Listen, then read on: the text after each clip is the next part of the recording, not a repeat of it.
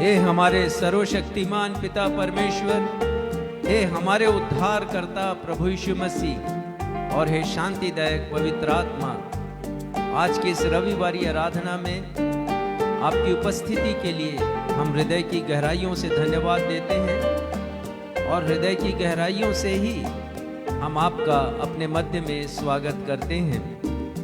भजनकार ने एक बहुत प्यारा भजन लिखा जो हमें मुँह ज़बानी याद है। वो लिखते हैं, मैं अपनी आंखें पर्वतों की ओर उठाऊंगा, मुझे सहायता कहाँ से मिलेगी। आगे लिखते हैं, मुझे सहायता यहोवा की ओर से मिलती है जो आकाश और पृथ्वी का करता है।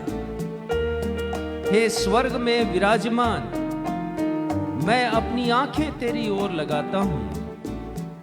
देख, जैसे दासों की आंखें स्वामियों के हाथ की ओर और जैसे दासियों की आंखें अपनी स्वामिनी के हाथ की ओर लगी रहती हैं, वैसे ही हमारी आंखें हमारे परमेश्वर यहोवा की ओर उस समय तक लगी रहेंगी जब तक वह हम पर अनुग्रह ना करे।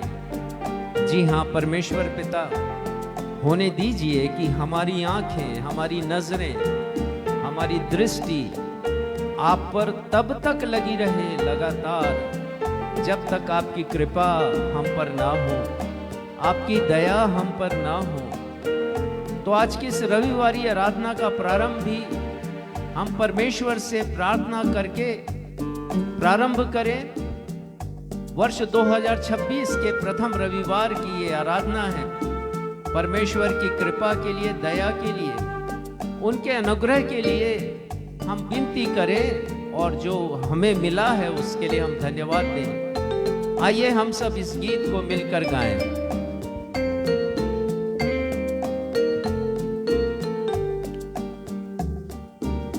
तेरी कृपा, तेरी दया, तेरा अनुग्रह मुझ पर हुआ। तेरी कृपा, तेरी दया, तेरा अनुग्रह मुझ पर हुआ। यीशु मेरे, यीशु मेरे, यीशु मेरे, यीशु मेरे, यीशु मेरे, यीशु मेरे, यीशु मेरे, यीशु मेरे।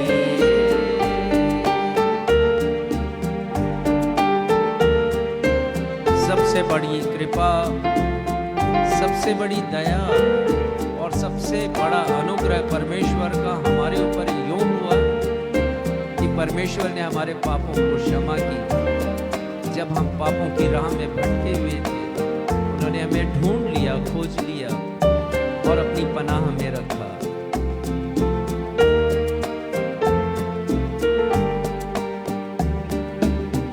मैं पापी था, पापों के राहों में मैं भटका करता था।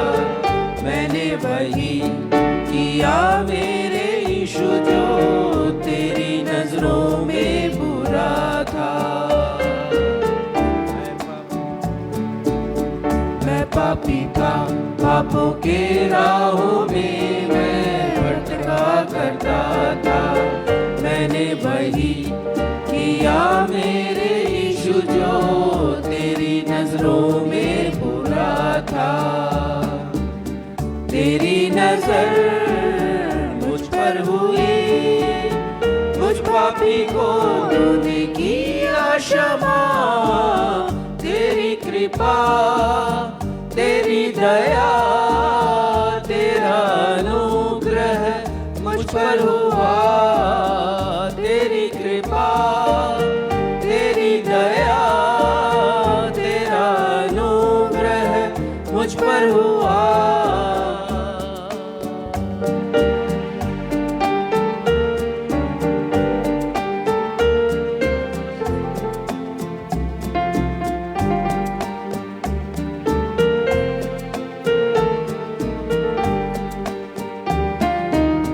यीशु मुझे तेरे मिलने से मुझको चाहत हुई।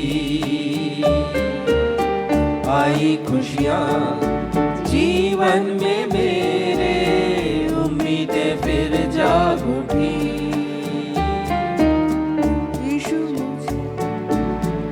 यीशु मुझे तेरे मिलने से मुझको जीने की चाहत हुई।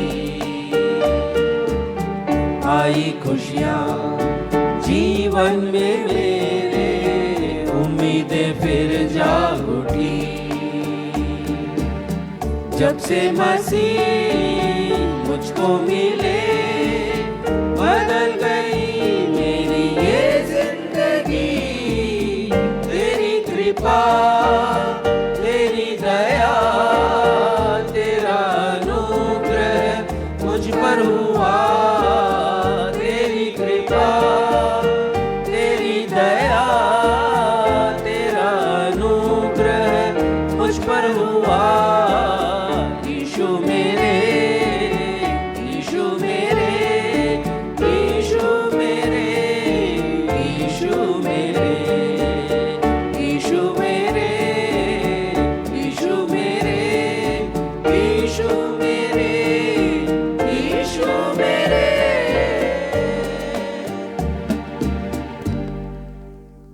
नवजीवन एवेंजलिकल चर्च की 359th ऑन एवं ऑफलाइन रविवारी आराधना में मैं आकांक्षा सक्षम मसीह आप समस्त प्रभु भक्तों का अपने उद्धारकर्ता प्रभु यीशु मसीह के महान एवं महिमामयी नाम में स्वागत करती हूँ एवं आप सबों को जय यीशु, यीशु सहाय, शालोम, जय मसीह की और प्रेज द लॉर्ड कहती हूँ। Praise the Lord. प्रिय भाइयों एवं बहनों, यह सत्य है कि हम सब ने नए वर्ष 2026 में किसी न किसी प्रकार की चिंताओं, समस्याओं, जीवन के संघर्षों या बोझ को लेकर प्रवेश किया है। हो सकता है कि कोई पारिवारिक चिंताओं से जूझ रहा हो, कोई बीमारी से, कोई आर्थिक संकट से, तो कोई भविष्य की अनिश्चितताओं से दुखी हो रहा हो। अक्सर ऐसी परिस्थितियाँ जब निर्मित होती हैं, तब हम समस्याओं के समाधान के लिए हम संसार में उपलब्ध साधन, मानवीय संबंधों, अपनी स्वयं की शक्ति, धन संपत्ति या किसी अन्य मनुष्य की हैसियत की ओर देखते हैं। परंतु परमेश्वर का वचन हमें स्मरण दिलाता है कि हमारी समस्याओं का समाधान हमारी बुद्धि, हमारी सामर्थ्य या संसार की हाकिमों के पास नहीं, बल्कि परमेश्वर पिता की ओर अपनी आंखों को उठाने से मिलता है। जब हमारी नज़रें परमेश्वर की ओर उठती है, तब हमारी सोच बदलती है, हमारा विश्वास परमेश्वर पर दृढ़ होता है और तब परमेश्वर पिता हमारी परिस्थितियों को नियंत्रित कर हमारी समस्याओं का समाधान करते हैं। आज हमारे पास्टर साहब आप सभी को अपने संदेश के द्वारा बतलाएंगे कि हमारी बड़ी सी बड़ी समस्याओं से भी बड़े हमारे परमेश्वर हैं, अतः आप अपनी आँखों को उनकी ओर ही उठाएं। आइए इन्हीं विचारों से ओतप्रोत हम एक साथ मिलकर गीत गाएं और गीत के शब्द है, अल्फाज है कम, आंखें मेरी नम, ख्यालों में तेरे काम बेशुमार, कैसे मैं कह सकूं, कैसे बयां करूं, तेरा प्यार जो है बेइंतहा।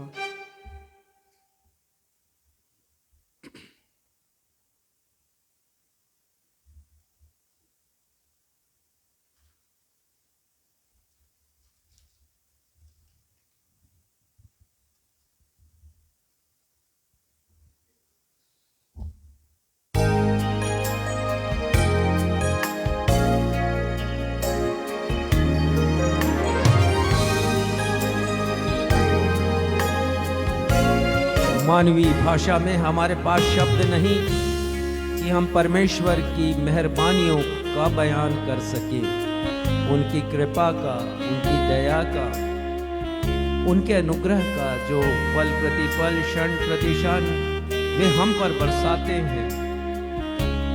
हमारी हर एक सांस परमेश्वर की मेहरबानियों का बयान करती है। आइए मिलकर इस गीत को गाएं और खो जाएं हम इस गीत में, हृदय की गहराइयों से परमेश्वर को हम धन्यवाद दें।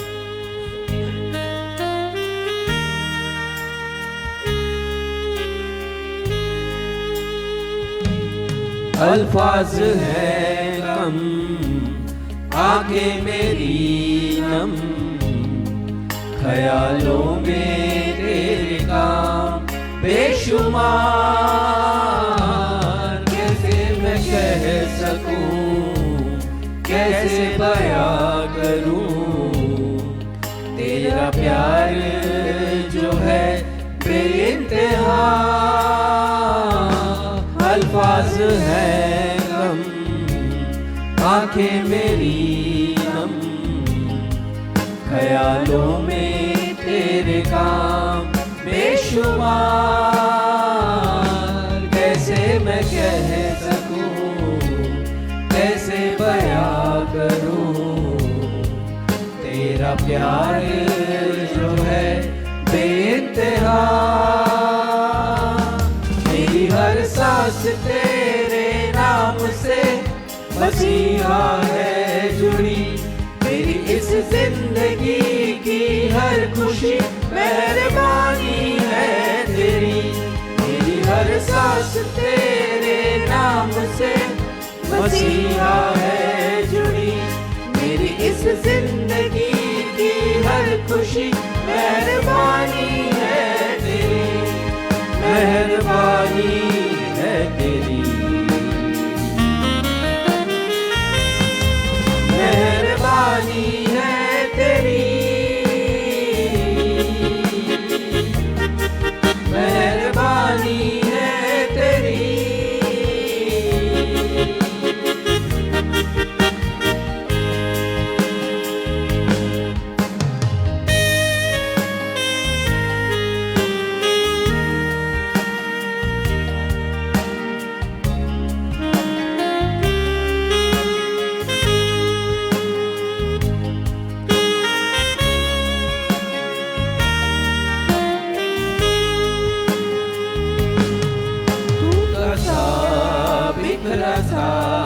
था मैं यूं ही पड़ा, बेवजह जिंदगी को था जी मैं रहा।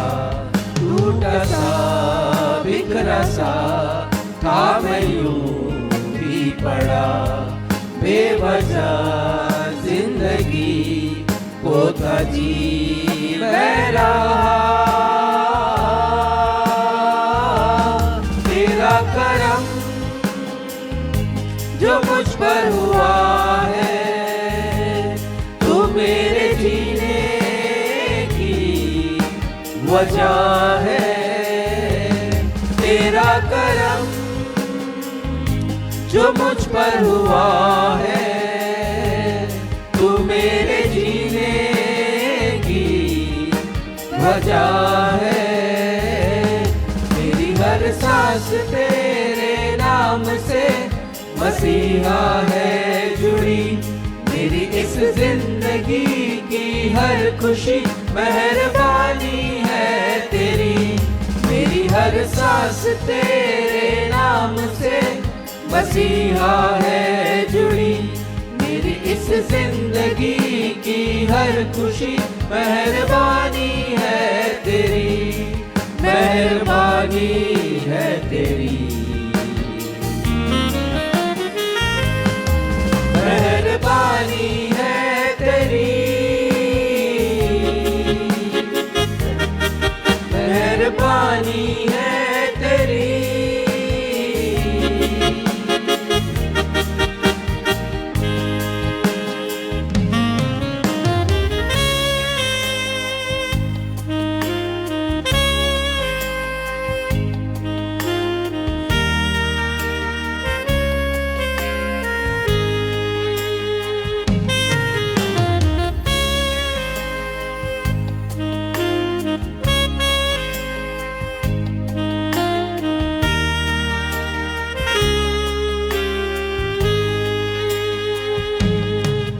दिल में तू और जुबां पे ही तेरा इनाम, तेरे हाथों में है मेरे जिस्म जान। दिल में तू और जुबां पे है तेरा इनाम, तेरे हाथों में है मेरे जिस्म जान।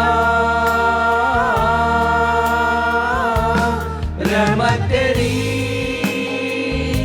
न मुझसे जुदा हो, ऐसा फजल मुझ पे खुदा हो।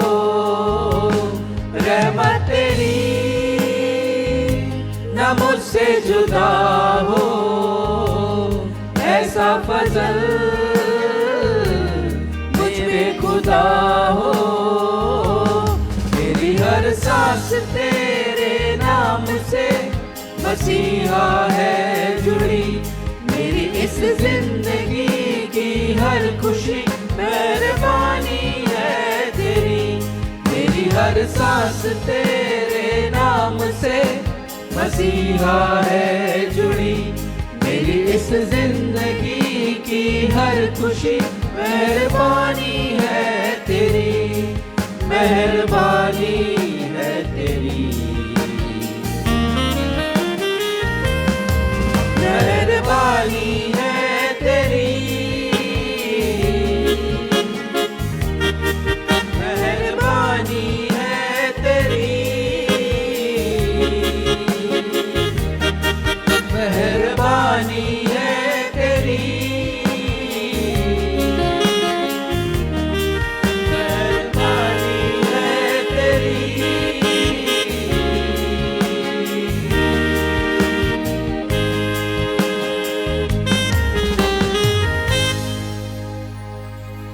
हम इसी स्थिति में रहते हुए उत्तरवादी पाठ के लिए निकाल लेंगे भजन संहिता अध्याय 121 एवं अध्याय 123 पद 1 और 2, जिसे पढ़ने में अगुवाई मिस्टर सक्षम मसीह करेंगे।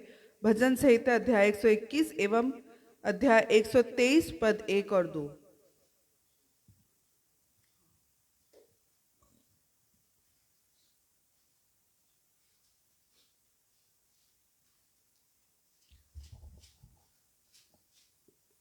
वर्ष की पहली रविवारीय आराधना के लिए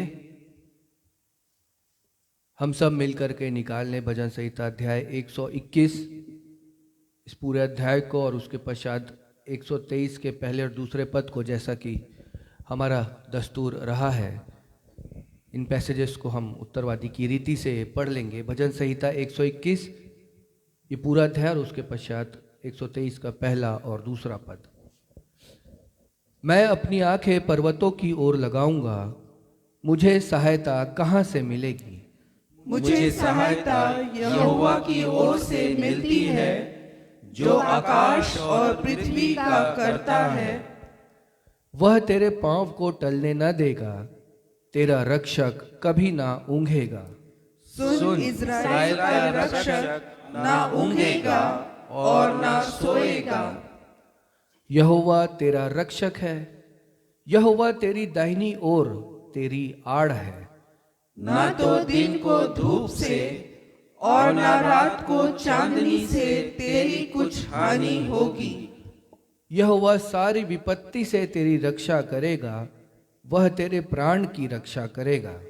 यहोवा तेरे आने जाने में तेरी रक्षा अब से लेकर सदा तक करता रहेगा।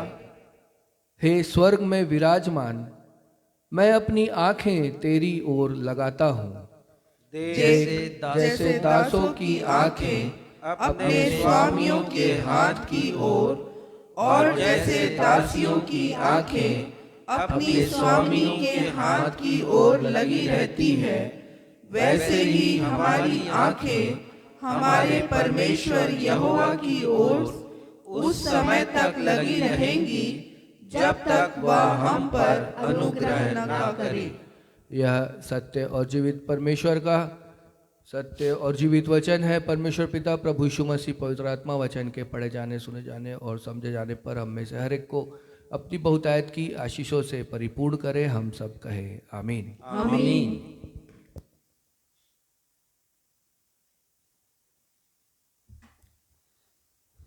अब हमारे पास्टर साहब को अवसर होगा जब वे हमें कलीसियाई सूचनाओं से अवगत कराएंगे।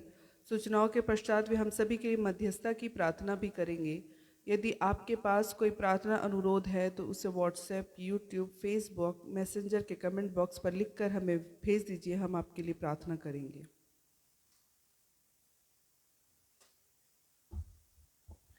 नवजीवन इवेंजलिकल चर्च की 359वीं 359th ऑन एवं ऑफलाइन आराधना में मैं पास्टर राजेश मसीह आप समस्त प्रभु भक्तों का जो इस समय कलीसिया भवन में उपस्थित हैं या वे दर्शक जो फेसबुक पर ऑनलाइन उपस्थित हैं अथवा वे सारे दर्शक जो आने वाले दिनों में फेसबुक के ग्रुप्स, यूट्यूब, व्हाट्सएप और मैसेंजर पर भेजे जाने वाले वीडियो को देखकर हमारी आज की इस रविवारी आराधना में सम्मिलित होंगे, मैं आप सभी का स्वागत करता हूं और आप सभी को मैं प्रेज द लॉर्ड कहता हूं। Praise the Lord.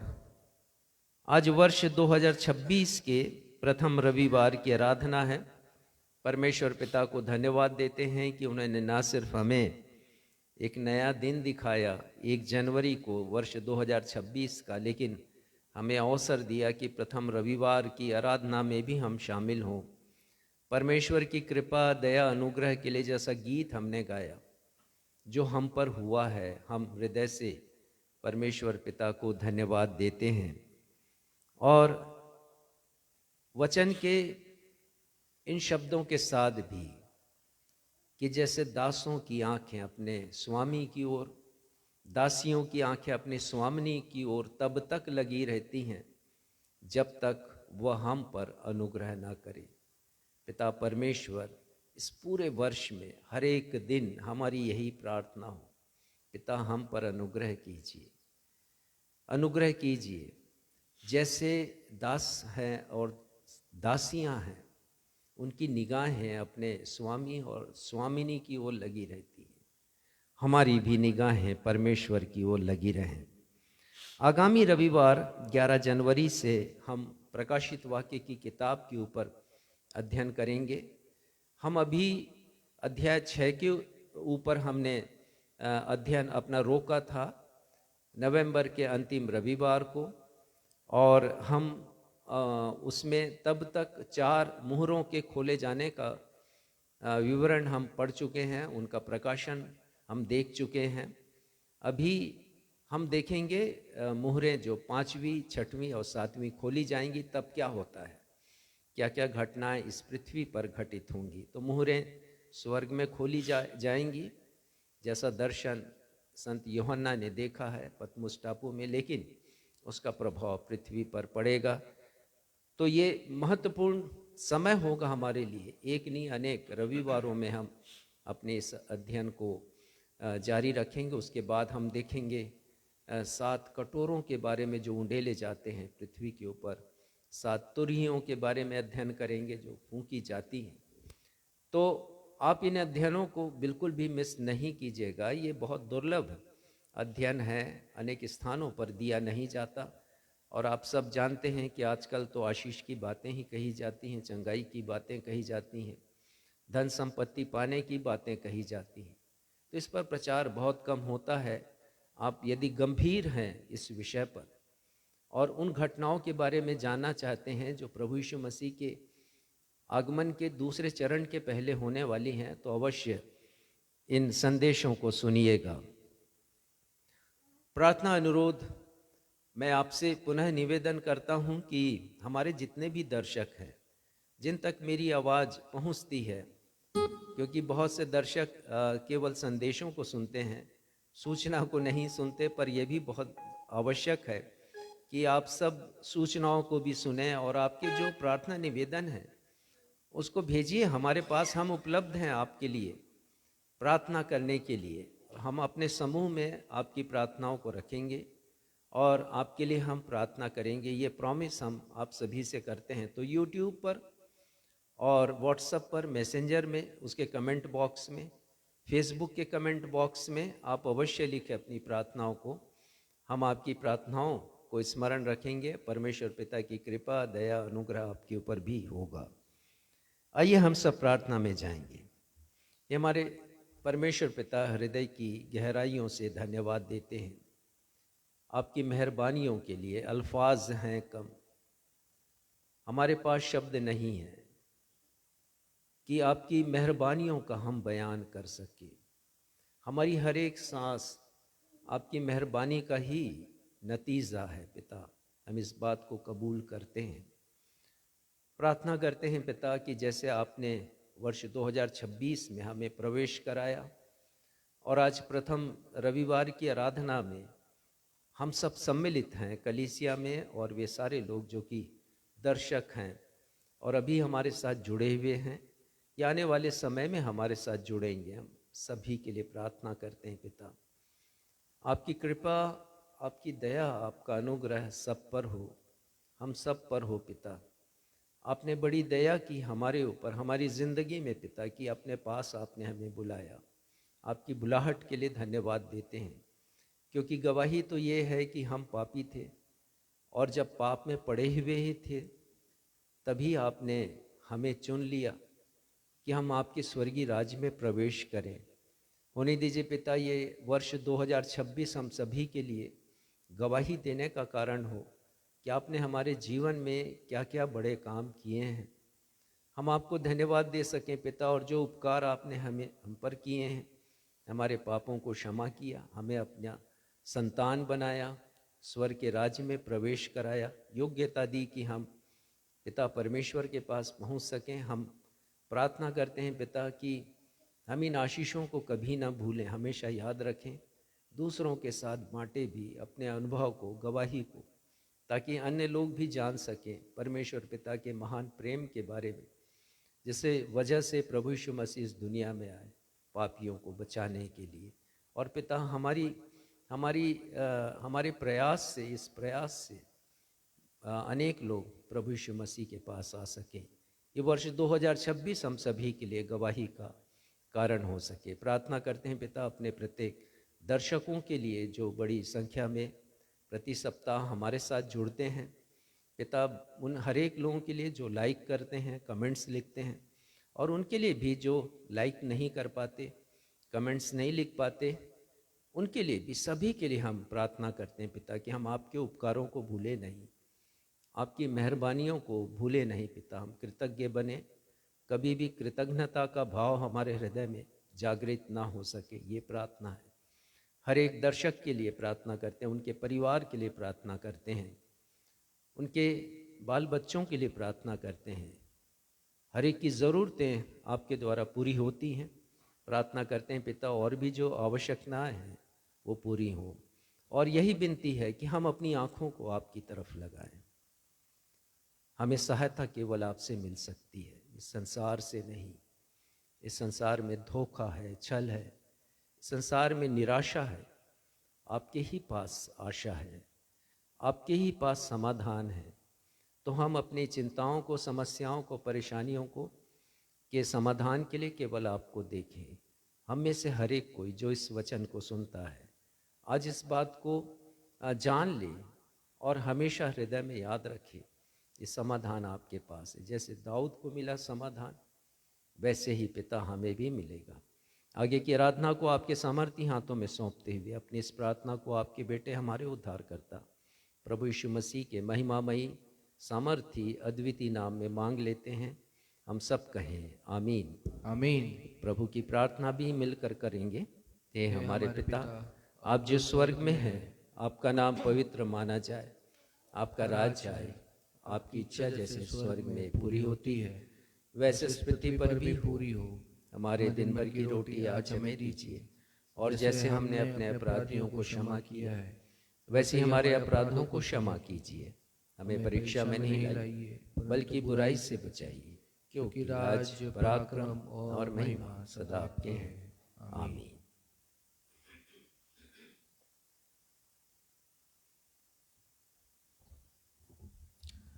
अब हम सबके लिए अवसर होगा जब हम परमेश्वर पिता के द्वारा हमें प्रदान की गई अनगिनत आत्मिक एवं भौतिक आशीषों को स्मरण करते हुए अपनी अपनी भेंटों तथा धन्यवादी भेंटों को अर्पित करेंगे।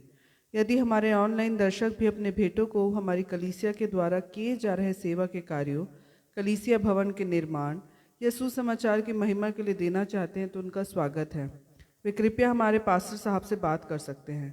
आइए इस समय अपने भेंटों को देते हुए एक गीत गाएं, और गीत के शब्द है, गिन गिन के स्तुति करूं बेशुमार तेरे दानों के लिए, तूने अब तक संभाला मुझे अपनी बाहों में लिए हुए।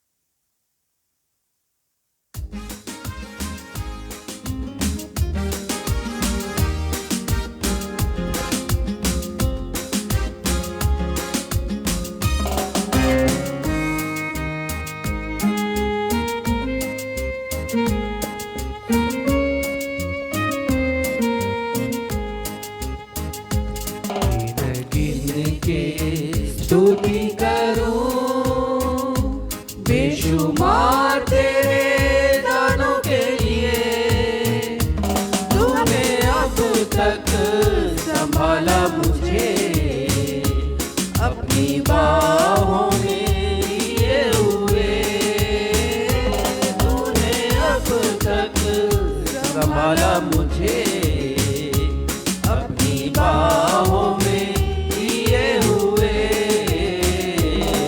गिन गिन के स्तुति करूं। जी हाँ भाइयों और बहनों, हमें हमारे प्रभु यीशु मसीह ने संभाला है वर्ष 2025 में, और 2026 में उन्होंने जो मानवीय कैलेंडर का वर्ष है हमें प्रवेश कराया है। हम उनकी स्तुति करें।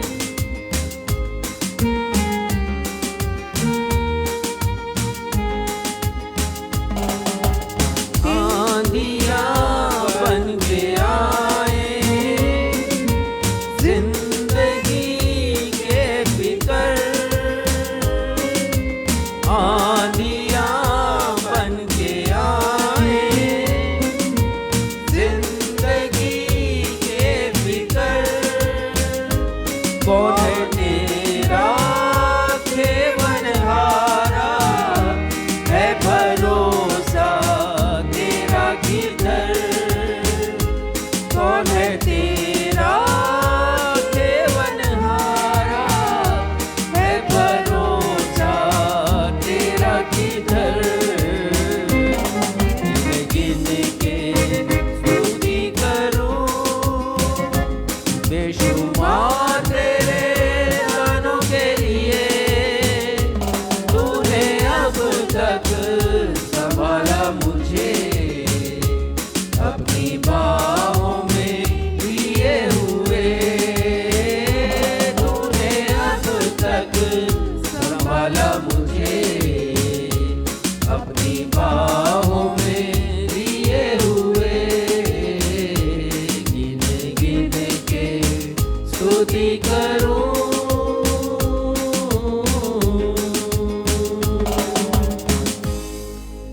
भेंटों के लिए धन्यवाद की प्रार्थना भाई बंटी सिद्धू करेंगे।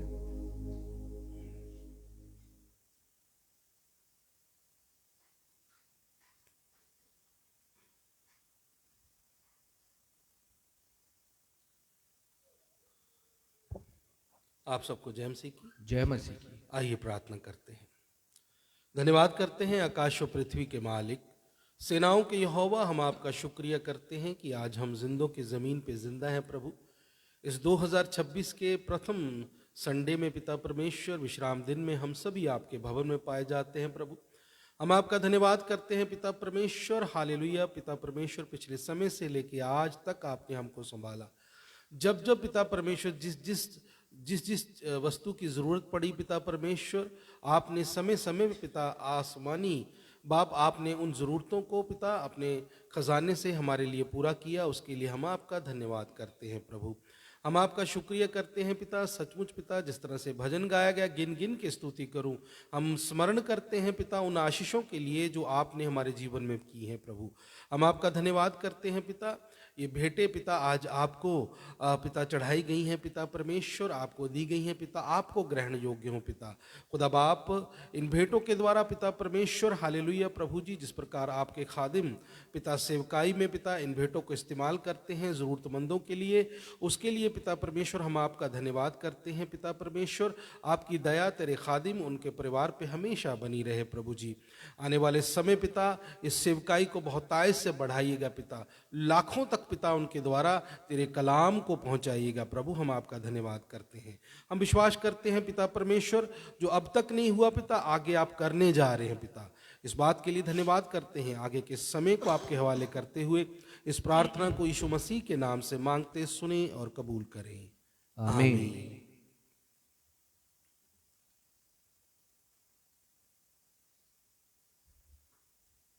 पवित्र शास्त्र बाइबल से पाठों का पठन। पहला पाठ पुराने नियम से दूसरा राजा अध्याय 6 पद 12 से लेकर 17 तक, जिसे पढ़ने में अगुवाई भाई क्षितिज मसीह करेंगे। दूसरा पाठ नए नियम से इफिसियों पहला अध्याय पद 15 से लेकर 18 तक, जिसे पढ़ने में अगुवाई मिसेस बीना मसीह करेंगी। पहला पाठ पुराने नियम से दूसरा राजा अध्याय 6 पद 12 से लेकर 17।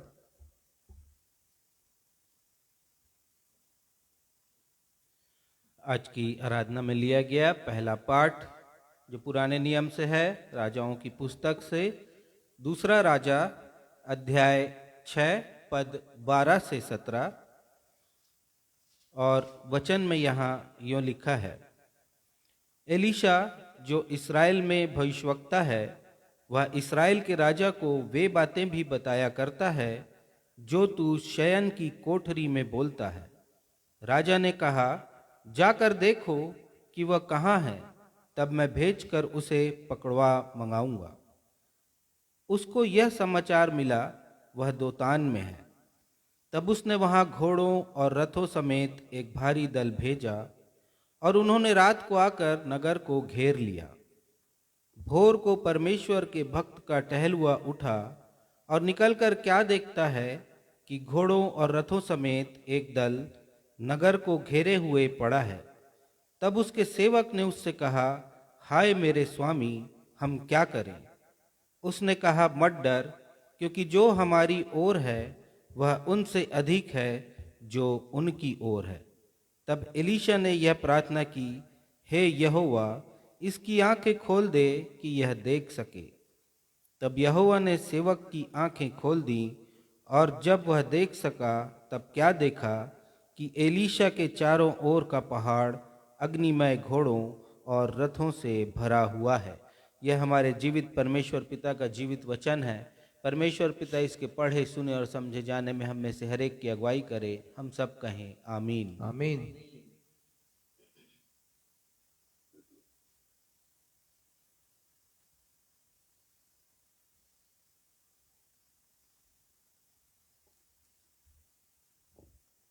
आप सबों को जय मसीह की। जय मसीह की। मैं दूसरा पाठ धर्मशास्त्र से पढ़ लूंगी नए नियम से। इफिसियों 1 अध्याय 1 15 से 18 तक। परमेश्वर के वचन में इस प्रकार लिखा है, इस कारण मैं भी उस विश्वास का समाचार सुनकर जो तुम लोगों में प्रभु यीशु पर है और सब पवित्र लोगों पर प्रकट है, तुम्हारे लिए धन्यवाद करना नहीं छोड़ता और अपनी प्रार्थनाओं में तुम्हें स्मरण किया करता हूँ कि हमारे प्रभु यीशु मसीह का परमेश्वर जो मसीह का पिता है, तुम्हें अपनी पहचान में ज्ञान और प्रकाश की आत्मा दे और तुम्हारे मन की आँखें ज्योतिर्मय हो कि तुम जान लो कि उसकी बुलाहट की आशा क्या है और पवित्र लोगों में उसकी मिरास की महिमा का धन कैसा है। यह परमेश्वर का जीवित सत्य वचन है। परमेश्वर इसके पढ़े एवं सुने जाने पर हम सबों को आशीष प्रदान करें। हम सब कहें आमीन, आमीन। सुसमाचार पाठ के लिए हम निकाल लेंगे मरकुस रचित सुसमाचार अध्याय 10 पद 46 से 52, जिसे पढ़ने में अगुवाई रेवरेंड राजेश मसीह करेंगे। मरकुस रचित सुसमाचार अध्याय 10 पद 46 से 52।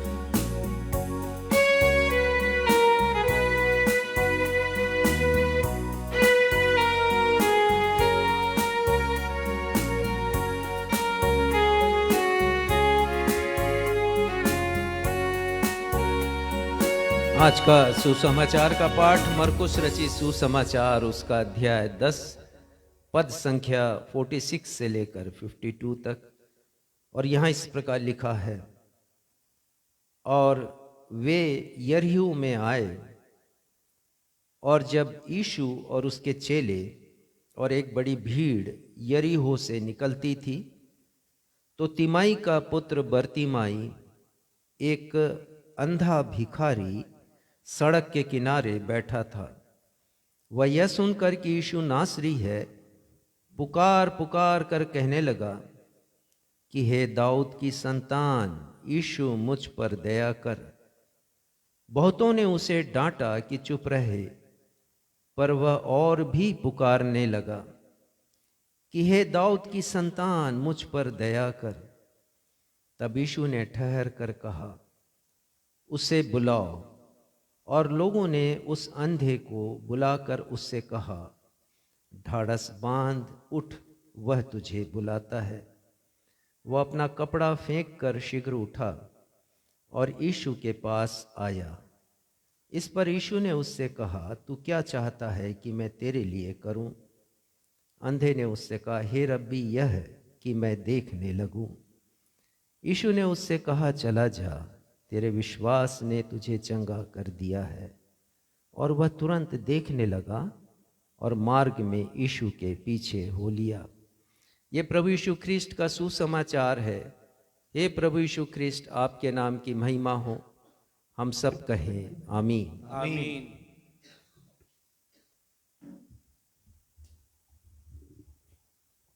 अब हम सब के लिए सुनहरा समय होगा जब हम परमेश्वर पिता के जीवित वचन से परमेश्वर पिता के अभिषिक्त दास रेवरेंड राजेश मसीह के द्वारा वर्ष 2026 के प्रथम रविवार की आराधना का एक प्रेरणादायक, उत्साहवर्धक एवं चुनौतीपूर्ण संदेश सुन लेंगे। आज के संदेश का विषय है, अपनी नज़रें परमेश्वर की ओर उठाइए और अपनी समस्याओं का समाधान पाइए। Lift up your eyes towards God and find solution to your problem. लेकिन इसके पहले कि हम आज का संदेश सुने, आइए हम सब मिलकर आज के संदेश से ताल्लुक़ रखता हुआ एक गीत गाएं। गीत के शब्द है, पर्वतों को देखूंगा मैं, कौन है मददगार मेरा? मेरा मददगार खुदा है, जिसने ज़मीन और आसमां को बनाया।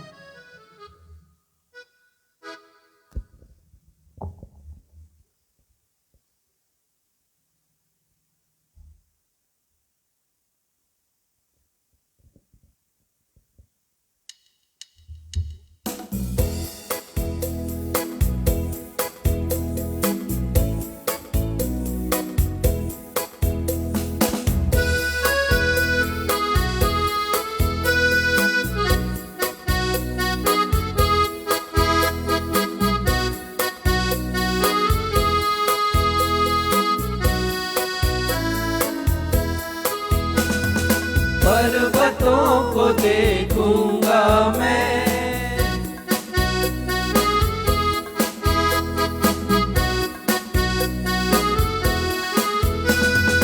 पर्वतों को देखूंगा मैं, कौन है मददगार मेरा? कौन है मददगार मेरा? मेरा मददगार खुदा है, मददगार खुदा है, जिसने ज़मीन और आसमां को बनाया, जिसने ज़मीन और आसमां को बनाया। पर्वतों को देखूंगा मैं,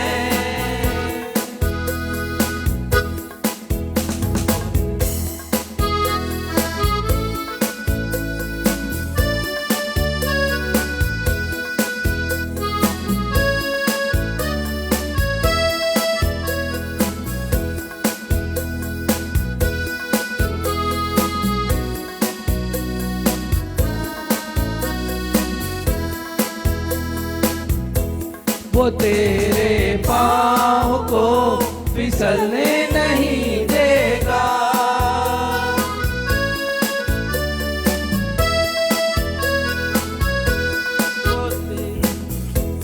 वो तेरे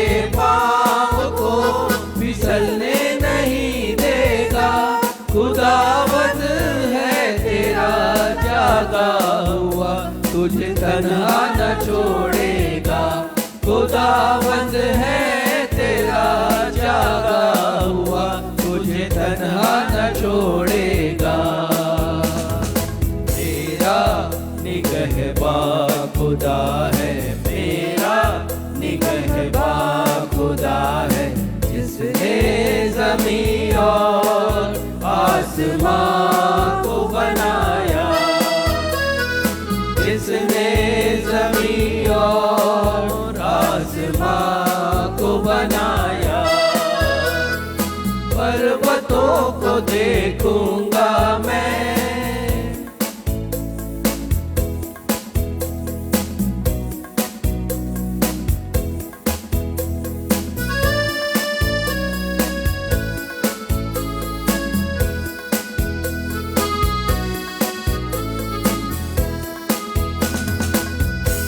तेरी जान को भला छू भी न पाएगी।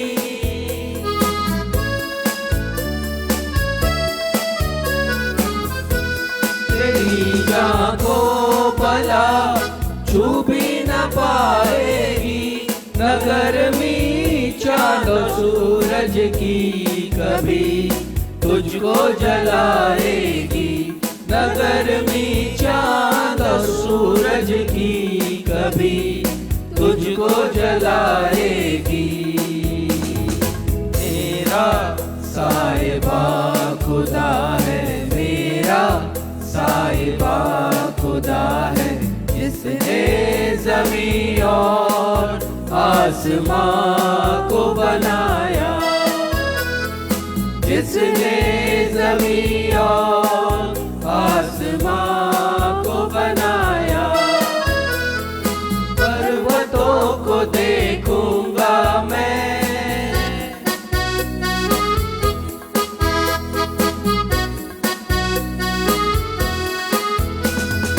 पर्वतों को देखूंगा मैं। कौन है मददगार मेरा, कौन है मददगार मेरा।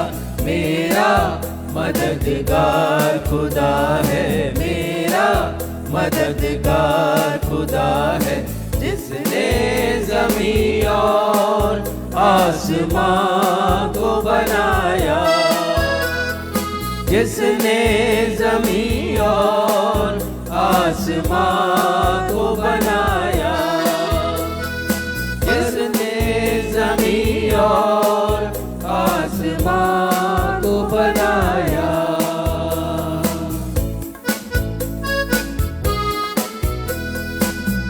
कृपया स्थान ग्रहण कीजिए।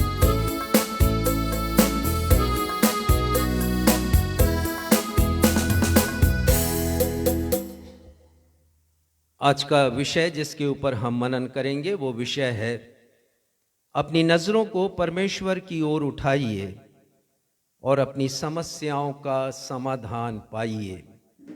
एक ऐसा विषय है जो हम सब से जुड़ा हुआ है।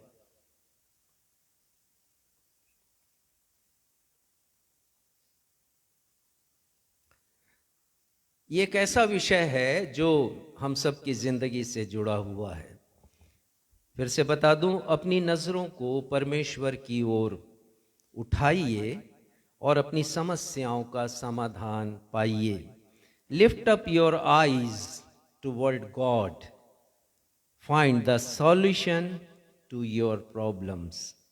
समस्याओं, परेशानियों एवं चिंताओं से कोई भी मनुष्य बचा नहीं है। हम सब इन परिस्थितियों से होकर गुजरते हैं, और वे भी जो परमेश्वर की करीबी में रहते हैं उनके जीवन में भी समस्याएं आती हैं, चिंताएं जन्म लेती हैं, उन्हें भी परेशानियों से होकर गुजरना पड़ता है। प्रश्न यही है कि जब हमारी जिंदगी में समस्याएं आती हैं, परेशानियां, चिंताएं, तकलीफें आती हैं, तब समाधान पाने के लिए हम किसकी ओर दृष्टि करते हैं, किस पर निगाह उठाते हैं, परमेश्वर की ओर या संसार की ओर? किसे देखते हैं हम? अपने समस्याओं परेशानियों के समाधान के लिए। आज का युग जिससे होकर के मैं और आप गुजर रहे हैं, उसमें तो समाधानों का बाजार है। समस्याएं हैं तो बहुत से लोग खड़े हैं आपकी समस्याओं को सुलझाने के लिए। संसार कहता है कि पैसा है तो समाधान भी है, पहुंच है तो भी समाधान है, और चालाकी है आप में कि कैसे आप अपनी परेशानियों को दूर कर सकते हैं तो भी आपका समाधान हो जाएगा, ये संसार का कहना है। इसलिए जब मनुष्य के जीवनों में समस्याएं आती हैं, जब वो समस्याओं में उलझा हुआ होता है, जब वह संघर्षरत रहता है, जब वह पारिवारिक चिंता, बीमारी, आर्थिक दबाव से जूझ रहा होता है, हम सब की जिंदगी में ऐसे समय आते हैं, कठिन समय। तब ऐसी परिस्थितियों में वो संसार की ओर दृष्टि उठाता है, अपने मानवीय संबंधों और पहुंच पर भरोसा करता है, अपनी धन संपत्ति की बहुतायत पर भरोसा करता है, ताकि उसे उसकी समस्याओं का निदान मिल सके, समाधान मिल सके, समस्याओं का हल हो सके। लेकिन व्हाट बाइबल सेज, परमेश्वर का वचन क्या कहता है? भजन संहिता 118 उसका 8वां पद निकालिएगा। परमेश्वर का वचन हमसे साफ साफ कहता है कि हम क्या करें। भजन संहिता 118 उसका 8वां पद पढ़िएगा। यहोवा की शरण लेनी मनुष्य पर भरोसा रखने से परमेश्वर उत्तम का है। वचन कहता है कि हम संसार में ना जाएं, यहोवा की शरण में आ जाएं। परमेश्वर के शरण में जाना मनुष्यों पर भरोसा रखने से उत्तम है। इसी का आगे वाला पद भी पढ़ दीजिए। यहोवा की शरण लेनी प्रधानों पर भी प्रधानों भरोसा- पर भी, जिनके ऊपर बहुत बार किसी मनुष्य का भरोसा बन जाता है कि मेरी समस्याओं का निदान उसके पास है, और वो उसके पास जाते हैं समाधान के लिए। परमेश्वर का वचन कहता है प्रधानों पर भी यकीन नहीं करना, उनकी शरण में नहीं जाना। यिर्मयाह भविष्यवक्ता की किताब हम सभी के लिए बहुत ही पठनीय है, पढ़ने लायक है। 17वें अध्याय में 2 प्रकार के मनुष्यों की तुलना की गई है, और यदि आप देखें यहां पर तो एक मनुष्य को श्रापित कहा गया है, दूसरे को धन्य कहा गया है। अब क्यों कहा गया एक को श्रापित दूसरे को धन्य? पढ़िएगा 5वां पद, यिर्मयाह 17वां अध्याय 5वां पद। यहोवा यो कहता है, श्रापित है वो पुरुष जो मनुष्य पर भरोसा रखता है और उसका सहारा लेता है, जिसका मन यहोवा से भटका जाता है। देखिए, भटक जाता है। श्रापित है वह मनुष्य जो मनुष्य पर भरोसा करता है, उनसे समाधान की उम्मीद रखता है। तो हम कभी भी ऐसे मनुष्य के ऊपर भरोसा ना करें, सोचें नहीं कि उसकी शरण में जाएंगे हम तो हमारी समस्या का निदान हो जाएगा। परमेश्वर का वचन कहता है वी आर कर्स्ड, हम श्रापित हैं यदि हम ऐसा करते हैं तो। परमेश्वर को छोड़कर किसी और के पास हम ना जाएं। हमारा प्रथम लक्ष्य हो, प्रथम प्राथमिकता केवल परमेश्वर होना चाहिए। और लिखा है आगे कि वो परमेश्वर के मार्ग से भटक जाता है, ऐसा मनुष्य पथभ्रष्ट हो जाता है और परमेश्वर पर दृष्टि नहीं उठाता है। 7वां पद पढ़िएगा, दूसरे मनुष्य का यहाँ वर्णन है, और मैं उम्मीद करता हूं कि आप ये दूसरा मनुष्य बने। पढ़िएगा। धन्य है वह पुरुष जो यहोवा पर भरोसा उस रखता है। मनुष्य को धन्य कहा गया है जिसका भरोसा परमेश्वर पर है। तो हम धन्य कहलाएं, हम श्रापित ना कहलाएं, हम ब्लेसड पीपल कहलाएं, परमेश्वर के जन कहलाएं। हम अपना भरोसा परमेश्वर पर रखें। जब समस्याएं आए तो हम परमेश्वर की ओर देखें। उसमें लिखा है, आगे पढ़िएगा। जिसने परमेश्वर को अपना आधार माना हो, जिसने परमेश्वर को अपना आधार माना है, जिसके जीवन की बुनियाद परमेश्वर पर टिकी हुई है, हम ऐसे मनुष्य बन जाएं, परमेश्वर की ओर देखें। तो आज हम परमेश्वर के वचन से सीखेंगे कि जब हमारी नजरें परमेश्वर की ओर उठती हैं, तब हमारी सोच, हमारा नजरिया, हमारा दृष्टिकोण बदलता है। ध्यान दीजिएगा। आप लोगों से आग्रह है कि आपके पास यदि मोबाइल में आता है फोन, तो आप बिल्कुल भी अटेंड ना करें। ये यही बात है कि हम किसको महत्व दे रहे हैं, who is important to us. Mobile में हमारे पास भी कॉल आते हैं, but we never go out. मत समझिएगा कि मैं आप लोगों को इस प्रकार से कह रहा हूँ, लेकिन कोई भी है, चाहे हमारे दर्शक जो ऑनलाइन उपस्थित हैं, उनसे भी मैं कह रहा हूँ कि nobody is important than, more important than our God. हम बैठ जाएं, साइलेंट में रखें, और उसके बाद जिनसे भी बात करना है आपको, जिनका फ़ोन आता है, आप उनसे बात कर सकते हैं। आज हम सीखेंगे परमेश्वर के वचन से। ये मैं बता रहा था कि जब हमारी नजरें परमेश्वर की ओर उठती हैं, तब हमारी सोच, हमारा नजरिया, हमारा दृष्टिकोण बदल जाता है। ये तब बदलता है जब हमारी नजरें हमारी समस्याओं के समय संसार की ओर ना उठ करके, किसी व्यक्ति विशेष की ओर ना उठ करके, अपने धन संपत्ति, अपनी हैसियत की ओर ना उठकर परमेश्वर की ओर उठती है, तब हमारे सोच में, हमारे विचार में परिवर्तन आता है, हमारी नज़रों में परिवर्तन आता है, हमारी दृष्टि में परिवर्तन आता है। और जब ये परिवर्तन आता है, तब हम अपने विश्वास में और भी मजबूत बनते हैं, हमारा विश्वास दृढ़ होता है। ये मेरे अल्फाज नहीं हैं, जो कुछ परमेश्वर के वचन में लिखा वो मैं आपसे कह रहा हूँ।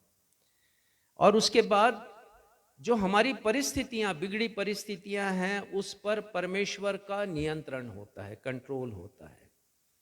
होता यह है कि जब समस्याएं आती हैं हमारे जीवन में, तो हम समस्याओं को देखते हैं, परमेश्वर को नहीं देखते। ये सच है कि नहीं है? हम समस्या को ज़्यादा देखते हैं, कितनी बड़ी समस्या है, but we never forget that our God is bigger than our problem. हमारा परमेश्वर हमारी समस्याओं से बढ़ कर के है। तो इसलिए हम अपनी नज़रों को परमेश्वर की ओर उठाएं। राजा दाऊद के जीवन को यदि आप पढ़ें, और उनके जीवन का वृत्तांत आपको मिलेगा पहला शामुएल उसके 16वें अध्याय के बाद आपको मिलेगा, और दूसरा शामुएल और पहला इतिहास की किताब समय निकाल करके कभी पढ़िए, दाऊद के जीवन को पढ़िए, आपको बहुत प्रेरणा मिलेगी। कितनी कठिनाइयाँ आई उसके जीवन में, कितनी परेशानियाँ आई, लेकिन उसने अपनी नज़रों को परमेश्वर की ओर उठाया। उसने अपनी आँखों को उन परेशानियों के मध्य में परमेश्वर की ओर उठाया। उसने परमेश्वर में समाधान को ढूंढा है, संसार में नहीं ढूंढा। और उन्होंने भजन लिखा 121, जो हम सबको रटा हुआ है, हम सब जानते हैं, और अभी हमने गीत भी गाया। पर्वतों को देखूंगा मैं, कौन है मददगार मेरा, मेरा मददगार खुदा है जिसने ज़मीं और आसमां को बनाया। तो परमेश्वर से हमें सहायता मिलती है। और 121 पद का जो दूसरा हिस्सा है, उसमें दाऊद स्वयं प्रश्न कर रहे हैं।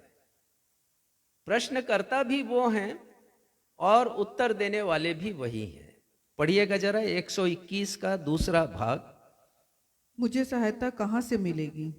वो प्रश्न है उनका, स्वयं प्रश्न पूछ रहे हैं, मुझे सहायता कहाँ से मिलेगी, मेरी समस्याओं का समाधान कौन करेगा, कौन है जो मेरे लिए खड़ा होगा इस विपत्ति के समय में, इस जीवन के कठिनतम समयों में कौन खड़ा होगा मेरे लिए। ये दाऊद का बड़ा प्रश्न है, और उत्तर भी स्वयं देते हैं। उत्तर क्या है? दूसरा पद का प्रथम हिस्सा पढ़िए।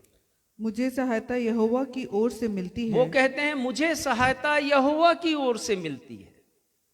प्रश्न पूछते हैं वो, मुझे किससे सहायता मिलेगी? और उत्तर वो स्वयं देते हैं कि मेरी सहायता करने वाले मेरे परमेश्वर हैं। और हम भी अपने जीवन का अनुभव बना ले, ये हमारे जीवन का अनुभव क्या हो जाए कि हम कह सके कि जीवन में जब भी मुझे समाधान की आवश्यकता पड़ी, God was there to help me. परमेश्वर मेरे लिए खड़े हुए हैं, उन्होंने मेरी सहायता की है। भजन संहिता 121 उसका पहला पद और पहला हिस्सा पढ़िएगा, और हम सभी को याद है वो। मैं अपनी आंखें पर्वतों की ओर ये लगाऊंगा। उनके जीवन का सार है, निचोड़ है। मैं अपनी आंखों को पर्वतों की ओर लगाऊंगा। मेरे ख्याल से इससे अच्छा जो शब्द है वो है उठाऊंगा। यदि आप अपनी बाइबिल में देखें ना, तो स्टार बना हुआ है और नीचे लिखा हुआ है उठाऊंगा। उठाना मतलब ऊपर की ओर उठाना। मैं अपनी आंखों को पर्वतों की ओर उठाऊंगा। इंग्लिश में आया है lift up, I lift up my eyes to the mountain. मैं अपनी आंखों को ऊपर की ओर उठाऊंगा। और कहाँ उठाऊंगा लिखते हैं, पर्वतों की ओर मैं अपनी आंखों को उठाऊंगा। तो ये पर्वत शब्द क्या है, इसका क्या अर्थ होता है? बाइबल में पर्वतों का बहुत बड़ा आत्मिक महत्व है। पर्वत ऊंचाइयों को दर्शाते हैं। पर्वत परमेश्वर की निकटता को दर्शाते हैं। जैसे पर्वत के शिखर ऊंचाई पर होते हैं, वैसे ही बाइबल में परमेश्वर को ऊंचाइयों पर दर्शाया गया। मैं और बताऊंगा इसके बारे में। बाइबल में बहुत से संदर्भ हैं जब परमेश्वर पिता ने अपनी उपस्थिति को पर्वत पर प्रकट किया है। अनेक पर्वत हैं, सारे पर्वतों का वर्णन मैं नहीं कर पाऊंगा, ना ही पर्वतों के ऊपर आज मैं आपको स्टडी दूंगा। किसी और दिन मैं बताऊंगा पर्वतों की विशेषता पर थोड़ा सा आपको जानकारी देना चाहता हूं 5 पर्वतों के बारे में, जो कि बहुत प्रचलित हैं और बहुत महत्वपूर्ण वो पर्वत हैं। पहला पर्वत है मोरिया पर्वत। और आपको स्मरण आता है मोरिया पर्वत पर क्या हुआ था? अब्राहम अपने बेटे इसहाक को ले गए थे मोरिया पर्वत पर बलिदान करने के लिए। और वहां पर जो चट्टान है वो बहुत महत्वपूर्ण चट्टान, इसी मोरिया पर्वत के ऊपर राजा दाऊद ने वेदी बनाई। इच्छा तो थी कि मंदिर बना दे, परमेश्वर के लिए भवन बना दे, बना नहीं सके। परमेश्वर ने कहा कि तेरे हाथ खून से रंगे हैं, तेरा बेटा बनाएगा। और सुलेमान ने बनाया वो भव्य मंदिर। तो वो स्थान बहुत महत्वपूर्ण है। मोरिया पर्वत यरूशलेम में है। और आपको बताऊं कि आज वो भव्य मंदिर नहीं, केवल एक दीवार है, और उस स्थान पर एक मस्जिद बनी हुई है, जिसके बारे में मैंने पढ़ा कि 691 में खलीफा अब्द अल मलिक ने डोम ऑफ रॉक बनाया, अर्थात एक डोम बनाया उसने, गुंबद बोलते हैं उसको, रॉक के ऊपर। वही रॉक जिसके ऊपर अब्राहम ने चाहा था कि अपने बेटे का बलिदान करें। इस पर्वत को परमेश्वर का पर्वत भी कहा जाता है। और यदि आप पढ़ें इसके बारे में तो 3 धर्मावलंबियों के लिए बहुत महत्वपूर्ण स्थल है। सिर्फ यहूदियों के लिए नहीं, सिर्फ क्रिश्चियंस के लिए नहीं, लेकिन मुस्लिम लोगों के लिए। और अंत में जो युद्ध भी होगा ना, इसी के आसपास होगा। और पढ़ते हैं हम, यही मैं बताऊंगा, प्रकाशित वाक्य का अध्ययन जब हम अगले रविवार से प्रारंभ करेंगे तो आपको मैं बताऊंगा आगे चलकर कि एंटी क्राइस्ट वहाँ पर अपनी मूर्ति स्थापित कराएगा इसी मंदिर में। तो बहुत बड़ी घटना होगी और वृत्तांत भी बहुत बड़ा है, आगे हम देखेंगे। दूसरा है सीनै पर्वत। सीनै पर्वत क्यों प्रसिद्ध है? आपको मालूम है क्यों प्रसिद्ध है वो? परमेश्वर ने अपनी व्यवस्था दी है, सिर्फ 10 आज्ञाएं नहीं दी, पूरी व्यवस्था दी। और सीनै पर्वत का ही एक हिस्सा है होरेब पर्वत, वहां परमेश्वर ने दर्शन दिया है मूसा को, तो ये बहुत महत्वपूर्ण पर्वत है। तीसरा है करमेल पर्वत। आप लोग बताएंगे क्यों प्रसिद्ध है करमेल पर्वत? हाँ, एलिय्याह ने चैलेंज किया इजरायलियों को कि तुम कब तक दो विचार में लटके रहोगे। आज यदि परमेश्वर तुम्हारे लिए सच्चा है, परमेश्वर की तरफ हो लो, और यदि बाल देवता तुम्हारे लिए सच्चा है तो उसकी तरफ हो लो। आगे लिखा, इसके जवाब में इजरायलियों ने कुछ भी नहीं कहा। बहुत महत्वपूर्ण ये पर्वत है। करमेल पर्वत पर परमेश्वर की विजय हुई, बाल की पराजय हुई। हम सब जानेंगे इसको यदि पढ़ेंगे पहला राजा 18वां अध्याय। फिर एक पर्वत है जिसका नाम नहीं लिखा है सुसमाचारों में, पर आप यदि लूका रचित सुसमाचार 9वां अध्याय पढ़ें तो आपको पता चलेगा प्रभु यीशु मसीह अपने 3 शिष्यों के साथ उस पर्वत पर गए थे। और वो पर्वत था, वो कौन कौन शिष्य थे उसमें? पतरस, याकूब और यूहन्ना, ये 3 शिष्य थे। उनके साथ वो गए थे और यीशु का रूपांतरण हुआ। कहते हैं वो ताबोर पर्वत है, आया नहीं है लेकिन वैज्ञानिकों की खोज के अनुसार वो ताबोर पर्वत है जहाँ पर प्रभु यीशु मसीह का रूपांतरण हुआ। और एक और महत्वपूर्ण पर्वत है जैतून पर्वत। ये जैतून पर्वत मोरिया के उस स्थान पर जहाँ परमेश्वर का भवन बना हुआ था उसके ठीक सामने है जैतून पर्वत, और बैतनिया में भी फैला हुआ है। ये वही पर्वत है जहाँ पर प्रभु यीशु मसीह ने प्रार्थना की है। गतसमनी बाग इसी पर्वत पर था, जैतून पर्वत पर। और जैतून पर्वत के ही एक हिस्से में गोलगथा भी है जहाँ पर क्रूस पर प्रभु यीशु मसीह ने हम सभी के उद्धार के लिए अपने प्राणों को दिया। और जैतून पर्वत से ही यीशु का स्वर्गारोहण भी हुआ। तो ये बाइबल में पर्वत परमेश्वर का प्रतीक है। परमेश्वर नहीं है वो, लेकिन परमेश्वर का सिंबल है ये पर्वत। और तभी राजा दाऊद कहते हैं, मैं अपनी आंखों को पर्वतों की ओर उठाऊंगा। पर्वत शिखर ऊंचे गगनचुंबी होते हैं, पर्वत ऊंचे होते हैं, और बाइबल में परमेश्वर को ऊंचे स्थान पर बताया गया है। जब यशायाह ने दर्शन देखा, यशायाह 6वां अध्याय, तो दर्शन में उसने क्या देखा? परमेश्वर को बहुत ऊंचे स्थान पर विराजमान देखा। परमेश्वर को देखा विराजमान, बहुत ऊंचे स्थान पर देखा। पर्वत स्थिर होते हैं, बाइबल का परमेश्वर भी स्थिर है। बाइबल का परमेश्वर बदलता नहीं है। पर्वत विशालकाय होते हैं और बाइबल का परमेश्वर भी बहुत विशाल है। यदि देखें उनके प्रेम के बारे में तो जिसकी ना ऊंचाई है, ना गहराई है, ना लंबाई है, ना चौड़ाई है, कोई नाप नहीं सकता। इतनी विशालता है परमेश्वर के प्रेम के, उनके अनुग्रह की। और पर्वत अटल होते हैं, और बाइबल का परमेश्वर भी कभी नहीं टलने वाला परमेश्वर है। आज कल और युगानुयुग एक सा परमेश्वर है, एक सा रहता है परमेश्वर बाइबल का। और पर्वत मनोहर होते हैं, हर एक की इच्छा होती है कि वो जाएं पर्वत पर भ्रमण करने, उसकी सुंदरता को देखें।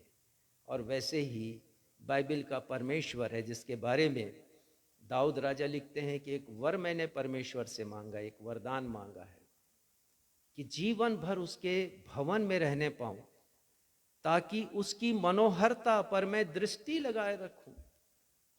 This is beauty of God.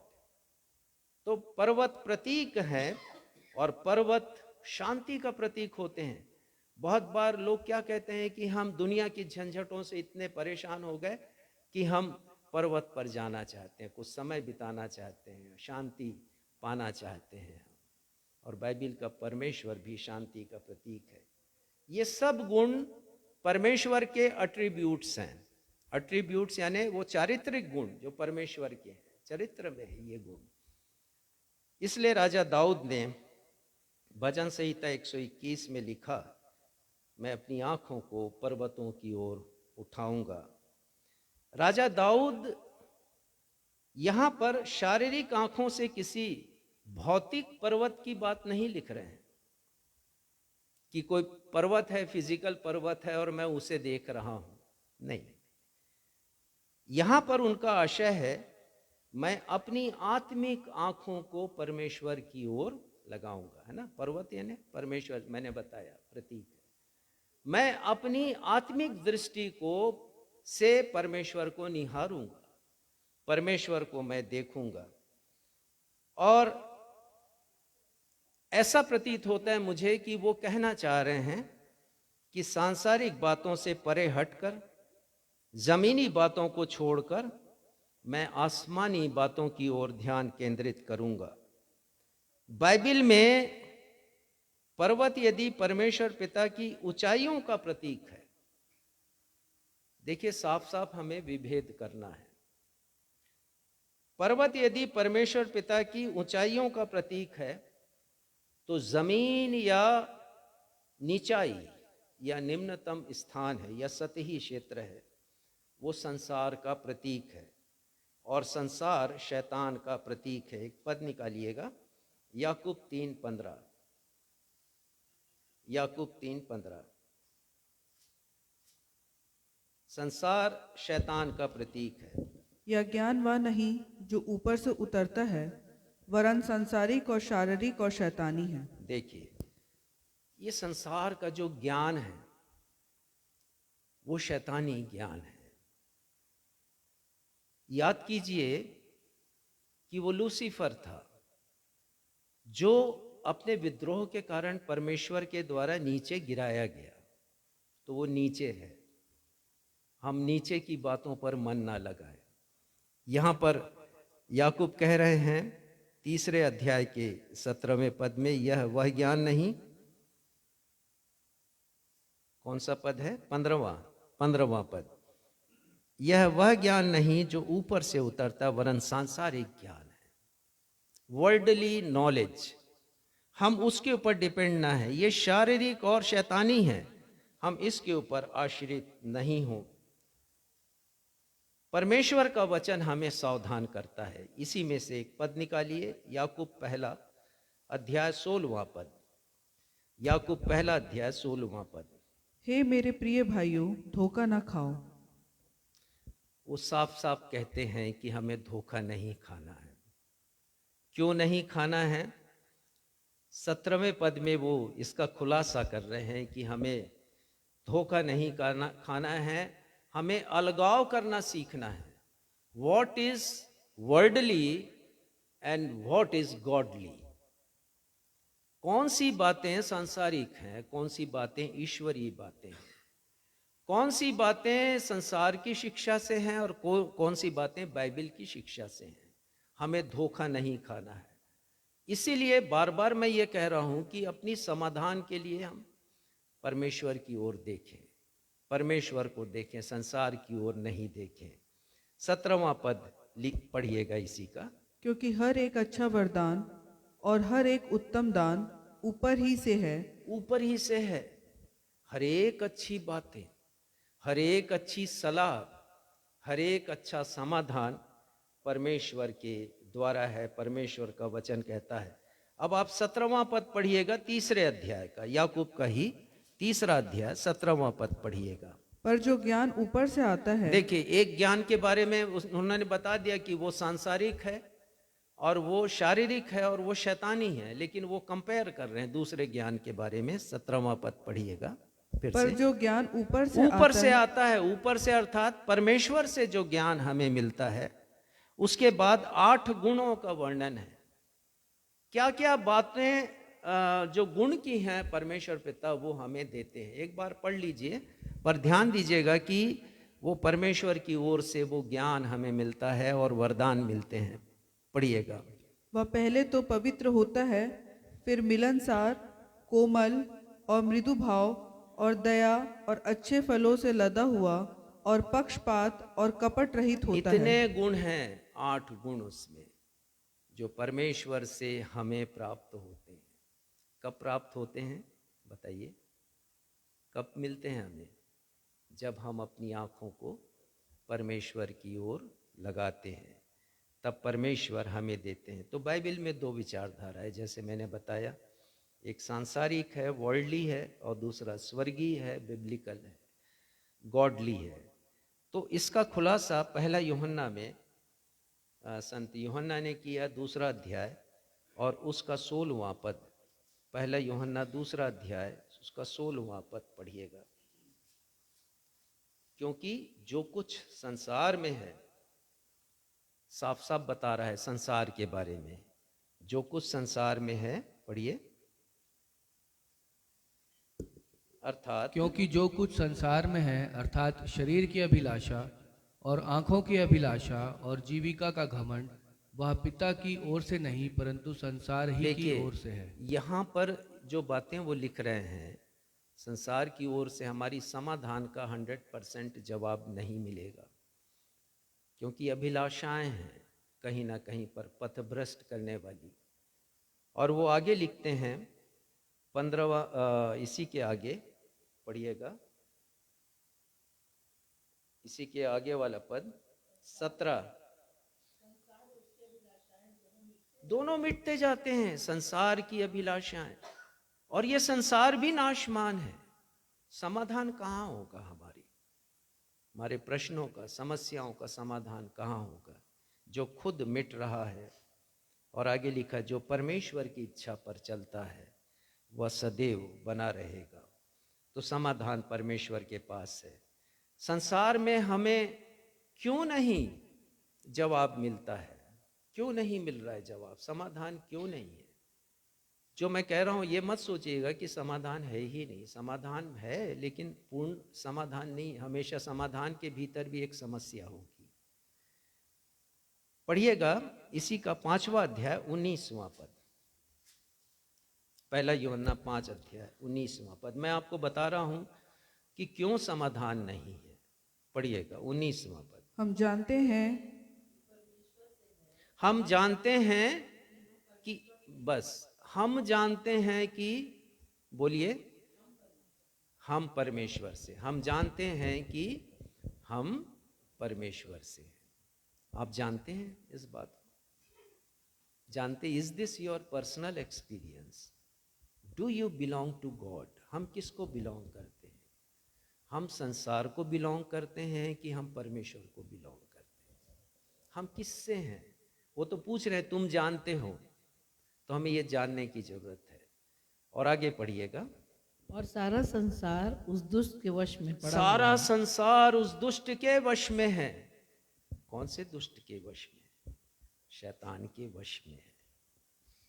तो बहुत बार हम ऐसा सोचते हैं कि ये संसार प्रभु यीशु मसीह ने जीत लिया, उन्होंने कहा भी है, लेकिन पूरा नियंत्रण प्रभु यीशु मसीह का नहीं है। प्रभु यीशु मसीह ने भी कहा, देखो इस संसार का सरदार आता है जब अपने पकड़वाए जाने के पहले। ये संसार दुष्ट के वश में है, इसलिए हमें संसार से अपनी समस्याओं का समाधान नहीं मिलने वाला है। तो इसलिए मैं फिर से बता दूं कि जिस विषय के ऊपर हम मनन कर रहे हैं वो विषय है अपनी नज़रों को परमेश्वर की ओर उठाइए और अपनी समस्याओं का समाधान पाइए। तो आइए हम देखें कि जब हम अपनी नज़रों को परमेश्वर की ओर उठाते हैं तब क्या होता है। बहुत से उदाहरण हैं बाइबल में, उन उदाहरणों के ऊपर हम चर्चा करेंगे। तो मत सोचिएगा कि हमारी समस्या बहुत बड़ी है। जो मैं बताऊंगा आपको, जिन लोगों के बारे में, उनकी समस्या हमसे भी बड़ी बड़ी समस्याएं थी, लेकिन परमेश्वर के वचन में हम पढ़ते हैं कि परमेश्वर ने उन समस्याओं का निराकरण किया, अद्भुत तरीके से निराकरण किया। आ जाएं हम आज के पाठ में, दूसरा राजा 6वां अध्याय जो आज पढ़ा गया पुराने नियम से, दूसरा राजा 6वां अध्याय। और हम देखेंगे यहाँ पर 13वां पद पढ़िएगा। राजा ने कहा, क्षमा करें, आप पढ़िए 15वां पद, 15वां पद। भोर को परमेश्वर के भक्त का टहलुआ उठा और निकलकर क्या देखता है कि घोड़ों और रथों समेत एक दल नगर को घेरे हुए पड़ा है। तब उसके सेवक ने उससे पूछा, हाय मेरे स्वामी, हम क्या करें? हम क्या करें?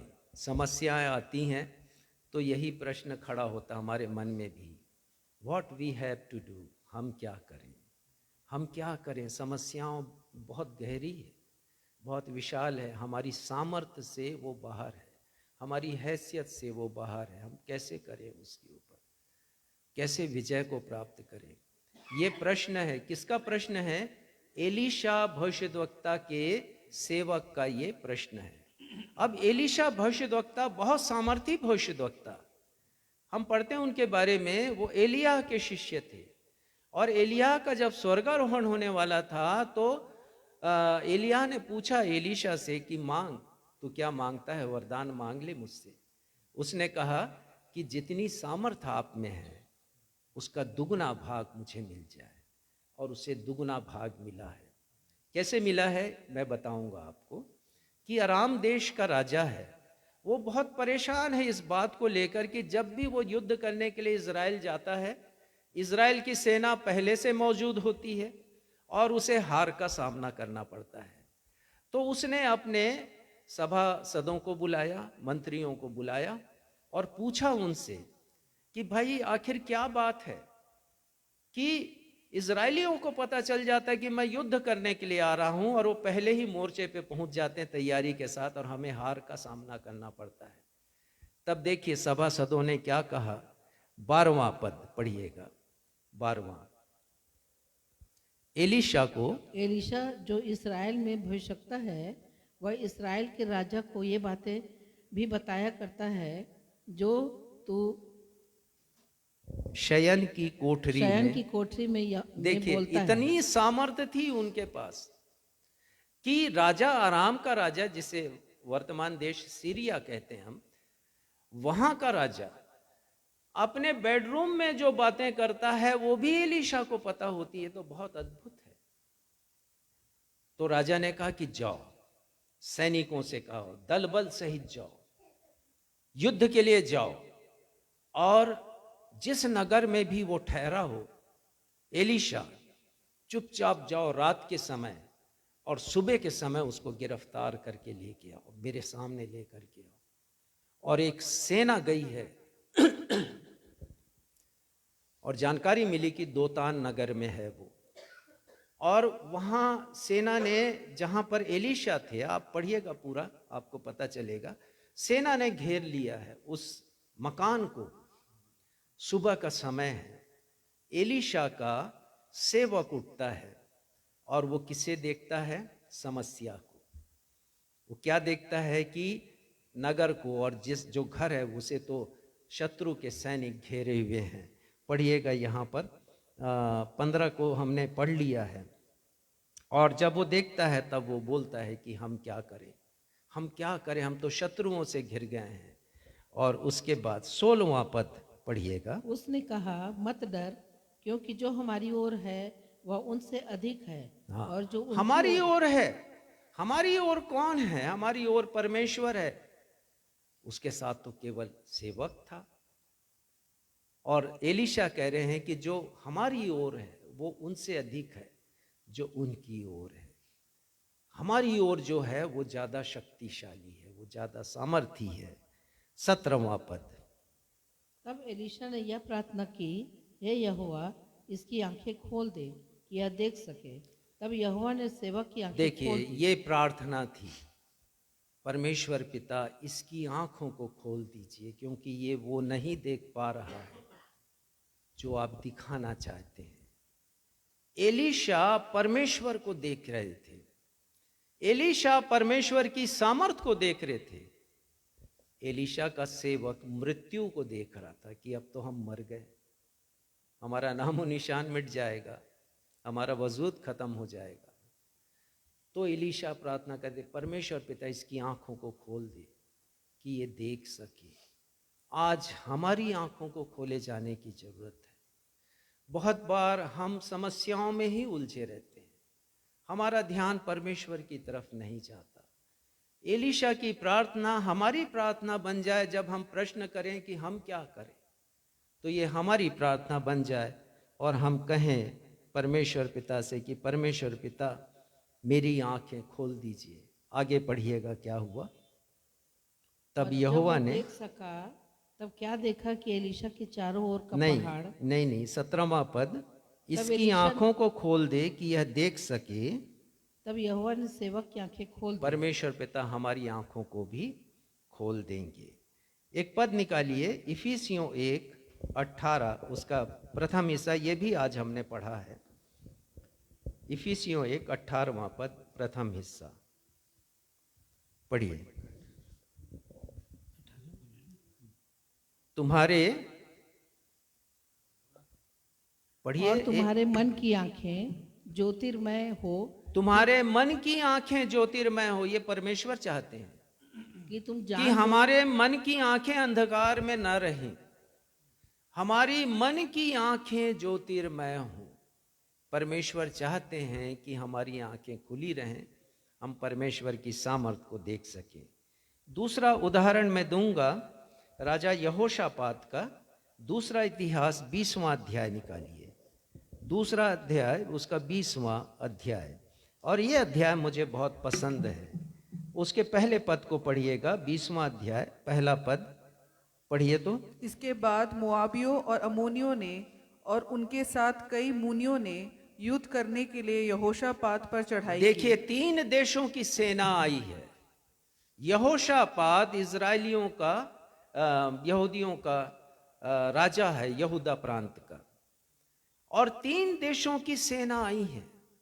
वो सेना लाखों में गिनती उनकी की जा रही है। तो यहोशापात को पता चला है, दूसरा पद पढ़िएगा। तब लोगों ने आकर यहोशापात को बता दिया, ताल के पार से एदोम देश की ओर से एक बड़ी भीड़ तुझ पर चढ़ाई कर रही है, और देख वह हस्तोन्मार्ग तक, जो एनोद गदी भी कहलाती है, पहुंच गई है। हाँ, पता चला है यहोशापात को। उसके किसी भेदिए ने उसे बताया कि लाखों सैनिक, 3 देशों के सैनिक आए हैं तुझसे युद्ध करने के लिए। तो यहोशापात डर गया है, और जब वो डर गया है समस्या को देखकर, एक बड़ी समस्या में, तो कठिन समय में उसने परमेश्वर पिता से प्रार्थना की है। 12वां पद और उसके अंतिम हिस्से में लिखा है कि परमेश्वर पिता हमारी आंखें तेरी ओर लगी हैं। उसकी ये प्रार्थना है। पढ़िएगा ये पूरा अध्याय, आपको बहुत अच्छी तरह समझ में आएगा। उसने अपनी प्रजा को बुलाया है, कहा है कि उपवास रखो, प्रार्थना करो, परमेश्वर पिता हमारी प्रार्थना को सुनेंगे। और स्वयं परमेश्वर के भवन में वो गए हैं और कह रहे हैं कि परमेश्वर पिता मेरी आंखें आपकी ओर लगी हैं, हमारी प्रार्थना हो जाए। परमेश्वर पिता ये समस्या हमारे सामने है, लेकिन I am looking at you, मैं आपको देख रहा हूँ, मेरी आंखें आपको देख रही परमेश्वर पिता, because you are bigger God, bigger than our problem. हमारी समस्याओं से बढ़ कर के आप हैं, परमेश्वर हैं, मेरी आंखें आपकी ओर लगी हैं। कितना अच्छा ये उदाहरण है। और उसके बाद क्या हुआ? उसके बाद क्या हुआ? 22वां पद पढ़िएगा, तब आपको पता चलेगा। 22वां पद इसी अध्याय का। जिस समय वे गाकर स्तुति करने लगे, उसी समय यहोवा ने अम्मोनियों, मोआबियों और सेईर के पहाड़ी देशों के लोगों पर, जो यहूदा के विरुद्ध आ रहे थे, घातकों को बैठा दिया और वे मारे गए। देखिए, किसने बिठाया? परमेश्वर ने बिठाया। ये परमेश्वर पिता का काम अदृश्य रीति से होता है। जिस समय वे स्तुति गान कर रहे थे, जिस समय वे लोग प्रार्थना कर रहे थे, तो परमेश्वर पिता ने अपने लोगों को बिठा दिया। घातकों को लिखा है, अर्थात अपनी फौज को बिठा दिया परमेश्वर ने। स्वर्गदूतों की फौज होगी या कुछ भी होगा, हम अनुमान लगा सकते हैं।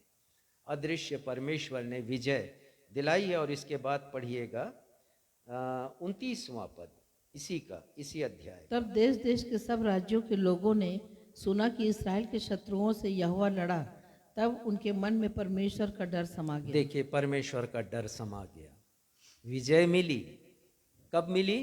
जब यहोशापात ने प्रार्थना की कि मेरी नजरें आपकी ओर लगी हुई हैं, मेरी आंखें आपकी ओर लगी हैं, क्योंकि समाधान आपके पास है। परमेश्वर ने समाधान किया और यहाँ लिखा है कि एक बड़ी गवाही निकली है कि इज़राइल के शत्रुओं से यहोवा लड़े हैं। युद्ध यहोवा का है। समाधान में विजय परमेश्वर की ओर से हमें मिलेगी। ये जरूर है कि लगता है कि तुरंत क्यों नहीं हो रहा समाधान, पर परमेश्वर चाहते हैं कि हम प्रतीक्षा करें, हम वेट करें, हम धीरज रखें, धैर्य रखें, तब हमें हमारी प्रार्थनाओं का उत्तर मिलेगा। हम जब परमेश्वर को देखेंगे अपनी नज़रों से, आत्मिक नज़रों से, तो उत्तर मिलेगा। 30वां पद पढ़िएगा। इस प्रकार यहोशापात के राज्य को चैन मिला, चैन मिला, शांति आ गई। और समाधान जब हमें मिलेगा तो शांति आएगी। तीसरा उदाहरण, आज का सुसमाचार का पाठ निकाल लें। मरकुस रचित सुसमाचार 10वां अध्याय, और यहाँ पर हम पढ़ते हैं एक नेत्रहीन व्यक्ति के लिए जो जन्म का अंधा है। यरीहो की सड़क के ऊपर बैठकर वो भीख मांगा करता था, और उसने सुन रखा था कि यीशु यरीहो आ रहे हैं। उसने सुन रखा था कि यीशु इसी मार्ग से होकर के जाएंगे। उसने सुन रखा था कि यीशु बहुत बड़े बड़े आश्चर्य कर्म करते हैं, और उसके मन में भरोसा था, यकीन था कि वो दृष्टिहीन है, वो देख नहीं सकता है, और यीशु उसे दृष्टि प्रदान करेंगे, यीशु उसे देखने की क्षमता प्रदान करेंगे। तो 47वां पद पढ़िएगा। जब यीशु गुजर रहे थे वहाँ से, यरीहो से होकर के, और वो उनकी अंतिम यात्रा थी, क्योंकि यहाँ से होकर के यीशु यरूशलेम की ओर जा रहे थे क्रूस पर अपना बलिदान देने के लिए। ये अंतिम यात्रा थी, फिर ये मौका दोबारा नहीं मिलता बरतिमाई को। तो उसने सुन रखा था। 47वां पद पढ़िएगा। वह यह सुनकर कि यीशु नासरी है, पुकार पुकार कर कहने लगा, हे दाऊद की संतान यीशु, मुझ पर देखिए, दया कर। वो दया की पुकार करने लगा प्रभु यीशु मसीह से। क्या पुकार है? कि मैं देखने लगूं, मेरी आंखें खुल जाएं। तो हमारी भी ये पुकार होनी चाहिए परमेश्वर पिता से कि हम दया की पुकार करें। परमेश्वर पिता, बहुत बार मैं आपको देख नहीं पाता हूं, मैं आपको देखने पाऊं, समस्याओं के मध्य में मैं आपको देखने पाऊं। और वो पुकारने लगा। तो जब पुकारने लगा तो क्या हुआ? 48वां पद 48 पढ़िए। बहुतों ने उसे डांटा कि चुप रहे, पर वह और भी पुकारने लगा, हे दाऊद की संतान मुझ पर दया देखिए, कर। जो भीड़ है वो रोकेगी। ये दुनिया, ये संसार है। संसार कहेगा कि अरे कहाँ लगाए हो परमेश्वर, कहाँ अपनी आंखों को उठाओगे? समाधान वहाँ नहीं है, समाधान तो यहाँ है संसार में। एक से एक पढ़े लिखे लोग हैं, बहुत सी एजेंसीज हैं समाधान करने वाली, उनके पास जाओ। तो भीड़ रोक रही है, भीड़ वो पुकार रहा है, लेकिन भीड़ उसे चुप करा रही है। वो जान रहा है कि भीड़ के पास उसकी समस्या का समाधान नहीं है, जिसके पास है उसे वो बार बार पुकार रहे हैं। और 50वां पद पढ़िएगा। वह अपना कपड़ा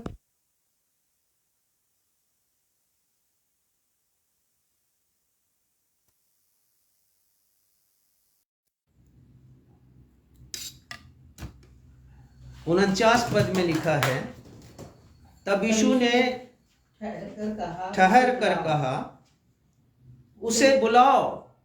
ये यीशु हैं जो भीड़ में भी रुक जाएंगे। भीड़ मना कर रही है उसको, रुक जाओ, ठहर जाओ, लेकिन ये यीशु हैं, वो ठहर गए हैं और वो कह रहे हैं कि उसे बुलाओ। और फिर लोगों ने उस नेत्रहीन को बुलाकर उससे कहा, ढाढ़स बांध, उठ, यीशु तुझे बुलाता है। और जैसे ही उसने सुना है, 50वें पद में लिखा, अपना कपड़ा फेंक कर शीघ्र उठा। उसके पास एक संपत्ति थी, उसने संपत्ति की भी परवाह नहीं की।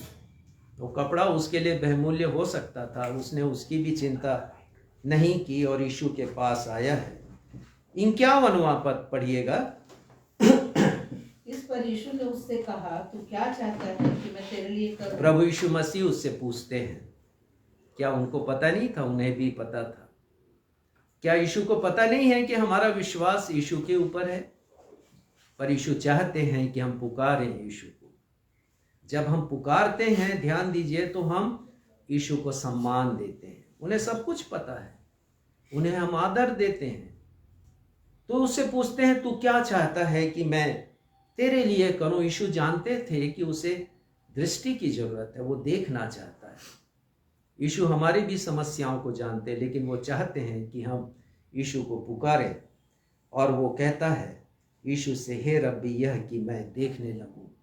और ये प्रार्थना हमारी भी प्रार्थना हो जाए कि परमेश्वर पिता ऐसा कीजिए कि हम देखने लगें, आपको समस्याओं में देखने लगें, अपनी परेशानियों में, चिंताओं में, अपने दबाव में, बोझों में हम आपको देखने लगें।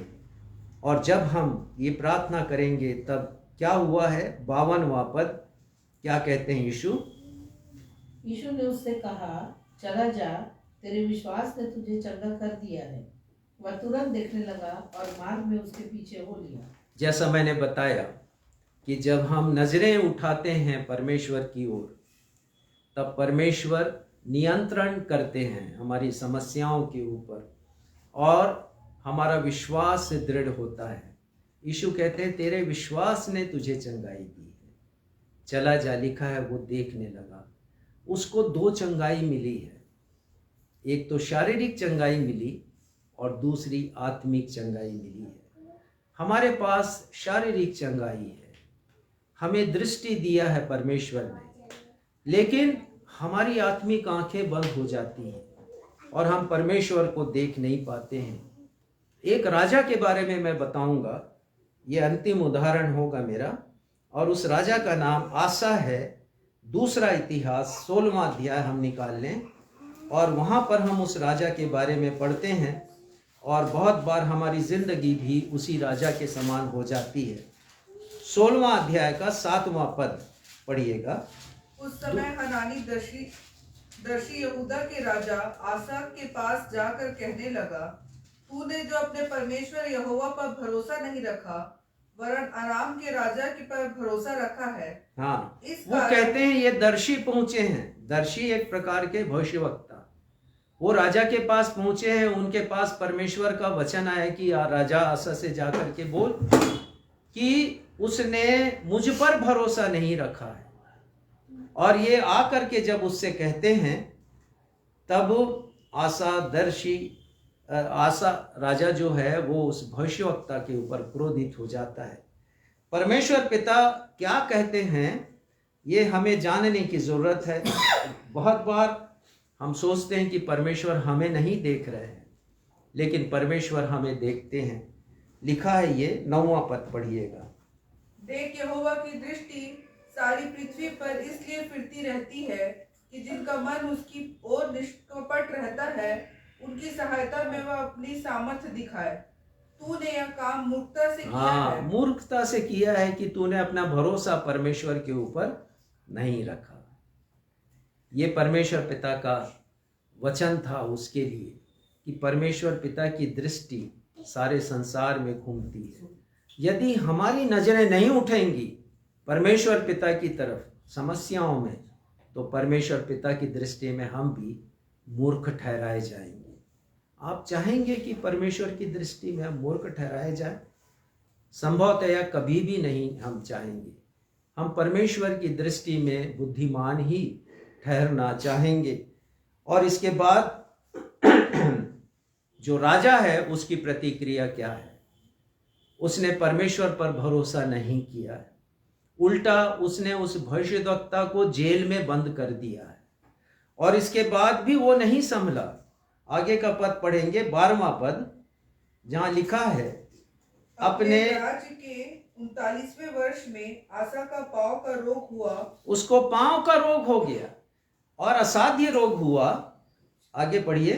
और वह रोग अत्यंत बढ़ गया तो भी उसने रोगी होकर यहोवा की नहीं वेदों ही की शरण ली। वैद्यों की शरण ली, वो चिकित्सकों के पास गया अपने इलाज के समाधान के लिए। ऐसा नहीं कि हम भी तो जाते हैं तो क्या ना जाए, नहीं, हमें जाना है, लेकिन परमेश्वर पर यकीन करना है कि परमेश्वर ही है जो हमें चंगाई देते हैं, हमें योग्यता देते हैं। उसका भरोसा वैद्यों के ऊपर हो गया, परमेश्वर के ऊपर नहीं था। तो हम अपनी आंखों को परमेश्वर की ओर लगाएं।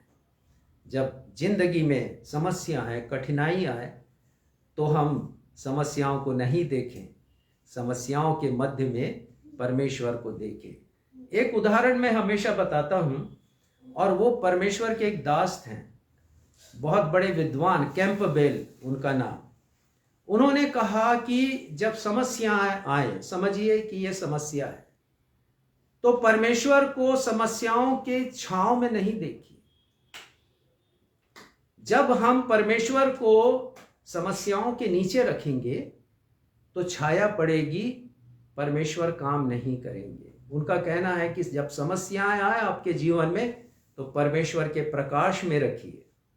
परमेश्वर ऊंचाई पर है, ऊंचे पर देखिए, अपनी दृष्टि ऊंचा उठाइए, समस्याओं को नीचे रखिए, आपकी समस्याओं का समाधान होगा। तो हम भी ऐसा ही करें। आज के इन वचनों के द्वारा परमेश्वर हमारी आंखों को खोले, हमें एक नई दृष्टि दे, और हमारी प्रार्थना हो कि परमेश्वर मैं देखने लगूं, जैसे एलीशा की प्रार्थना हमारी प्रार्थना बन जाए। इन वचनों के द्वारा परमेश्वर पिता अपनी आशीषों से परिपूर्ण करे। और अब हमारे लिए समय होगा कि हम अपनी बहन के द्वारा एक विशेष गीत को सुन सके। उन्हें अवसर है, वो आ जाए यहाँ पर और अपने गीत को हम सभी के सामने प्रस्तुत करें, और उस गीत के द्वारा परमेश्वर पिता की महिमा। मिस शोभा आशावान। आप सबों को जय मसीह की। जय मसीह की। नूतन वर्ष आप सबों के लिए मंगलमय हो। मैं चांपा से आई हूँ और मैं आकांक्षा की फूफी हूँ, और मैं हमेशा बहुत सालों से ऑनलाइन में ये मीटिंग को देखती थी, लेकिन यहाँ आने का पहला अवसर मुझे प्राप्त हुआ। इसके लिए मैं अपने परमेश्वर पिता का लाखों लाखों धन्यवाद करती हूँ कि आज हम जीनस परिवार के साथ मिलकर हम यहाँ पर उपस्थित हो सके और आपके छोटे झुंड में हम भी शामिल हो सके। तो आज का वचन इतना सुंदर, इतना गहरा और इतना शिक्षाप्रद हमारे लिए है जिसकी हम कल्पना नहीं कर सकते। सचमुच में हम अपनी आंखों को पर्वतों की ओर लगाएं जहाँ हमारा परमेश्वर रहता है, हमारा मुक्तिदाता, हमारा सर्वशक्तिमान, महान। उनके लिए कितने सारे शब्द हैं जो हम उनके लिए बोल सकते हैं। तो इतना अच्छा वचन हमारे लिए एक बाइबल में और वचन लिखा है, धन्य है वे जो परमेश्वर का वचन सुनते और मानते हैं। हम परमेश्वर का वचन सुनते जरूर हैं पर हम मानते नहीं हैं। सचमुच में हमारे लिए बहुत दयनीय बात है, बहुत ख़राब बात है कि हम परमेश्वर का वचन हर समय, हर रोज़, हर रविवार, हर जगह, अपने परिवार में, अपने घर में, अपने मसीही बचपन से हम पैदा होते साथ हम संडे स्कूल में, जवान सभा में, अपने महिला सभा में, अपने कलीसिया में सुनते हैं, पर हम सचमुच में वचनों के अनुसार चलते नहीं, मानते भी नहीं। लेकिन आज से हम शायद कोशिश करें, प्रण करें कि हम अपनी आंखों को पर्वतों की ओर लगाएं और अपने मुक्तिदाता के साथ हर समय, हर घड़ी, हर क्षण उनकी आशीषों को पाने पाएँ। मैं एक छोटी सी प्रार्थना है जो आप लोग के सामने गाना चाहती हूँ। माइक रहता तो शायद अच्छा, क्योंकि मेरी आवाज़ गाने की सुर सार नहीं है, बस मुझे गाने की इच्छा होती है परमेश्वर की महिमा के लिए, इसलिए मैं कहीं भी गा देती हूँ। अब जहाँ जाती हूँ मैं वहीं गाना गा देती हूँ। तेरे चरणों में मैं आऊं प्रभु, तेरी महिमा मुझे है सिखा दे। तेरे चरणों में मैं आऊं प्रभु, तेरी महिमा मुझे है सिखा दे। तेरी महिमा करना मुझे है सिखा दे, तेरी महिमा करना मुझे है सिखा दे। मुझे माफ कर दे खुदा, मुझे माफ कर दे पिता, मुझे माफ कर दे खुदा, मुझे माफ कर दे पिता। तेरे चरणों में मैं हाथ उठाऊं, तेरे चरणों में मैं सर झुकाऊं, तेरे चरणों में मैं आंसू बहाऊं, तेरे चरणों में मैं घुटनों में आऊं। मुझे माफ कर दे खुदा, मुझे माफ कर दे पिता, मुझे माफ कर दे खुदा, मुझे माफ कर दे पिता। तेरे चरणों में मैं आऊं प्रभु, तेरी महिमा मुझे है सिखा दे, तेरी महिमा करना मुझे है सिखा दे, तेरी महिमा करना मुझे है सिखा दे। मुझे माफ कर दे खुदा, मुझे माफ कर दे पिता, मुझे माफ कर दे खुदा, मुझे माफ कर दे पिता। जान बूझ कर मेरे खुदा, तेरे विरोध मैंने पाप की, तेरे प्रेम बलिदान को भूले। मुझे माफ कर दे खुदा, मुझे माफ कर दे पिता, मुझे माफ कर दे खुदा, मुझे माफ कर दे पिता। तेरे चरणों में मैं आऊं प्रभु, तेरी महिमा मुझे है सिखा दे, तेरी महिमा करना मुझे है सिखा दे, तेरी महिमा करना मुझे है सिखा दे, तेरी महिमा करना मुझे है सिखा दे, तेरी महिमा करना मुझे है सिखा दे। मुझे माफ कर दे खुदा, मुझे माफ कर दे पिता। धन्यवाद।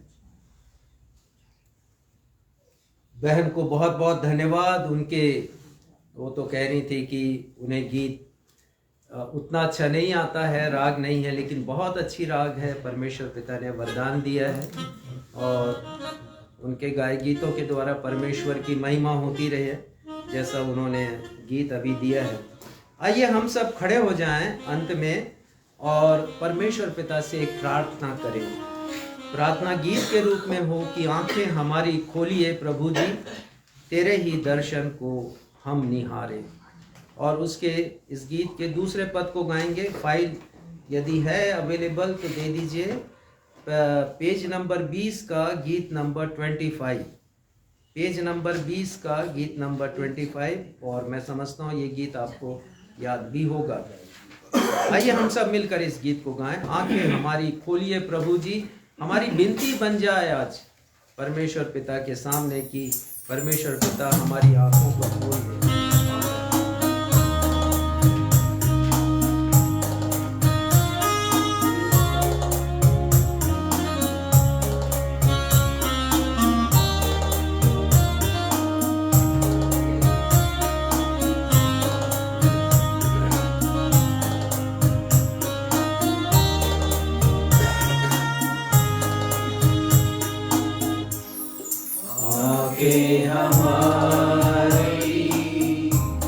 खोलिए प्रभु जी, तेरे ही दर को हम निहारे, आंखें हमारी खोलिए प्रभु जी, तेरे ही दर्शन को हम निहारे, आंखें हमारी।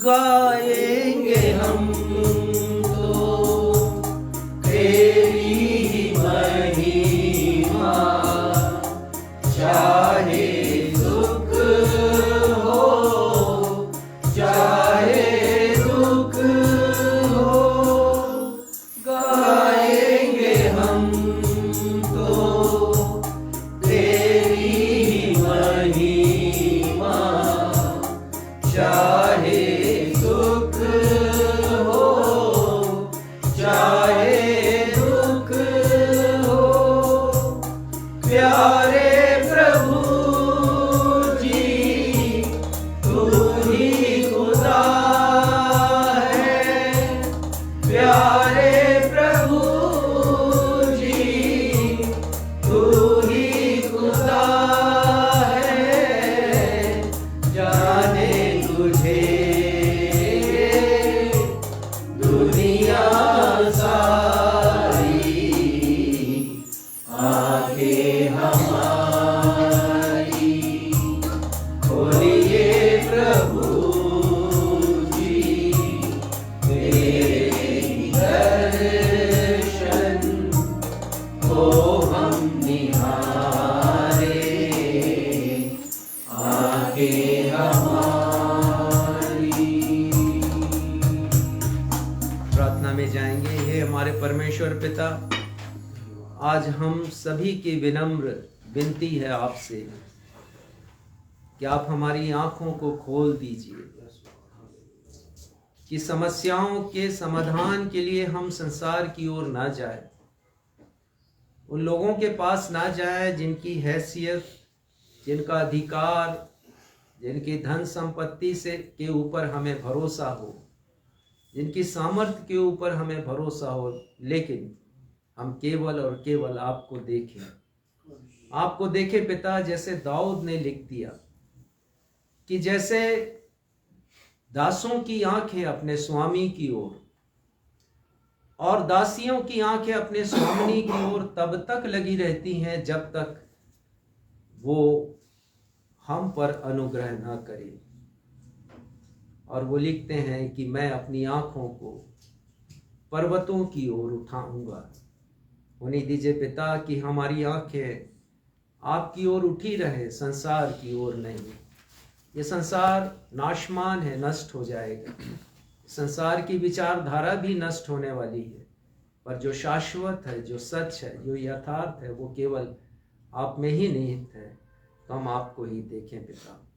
धन्यवाद देते हैं आज के वचन के प्रकाशन के लिए, पवित्र आत्मा को, जिन्होंने एक विषय को जो कि गंभीर विषय था उसे बड़ी सरलता से हम सभी के सामने रखा।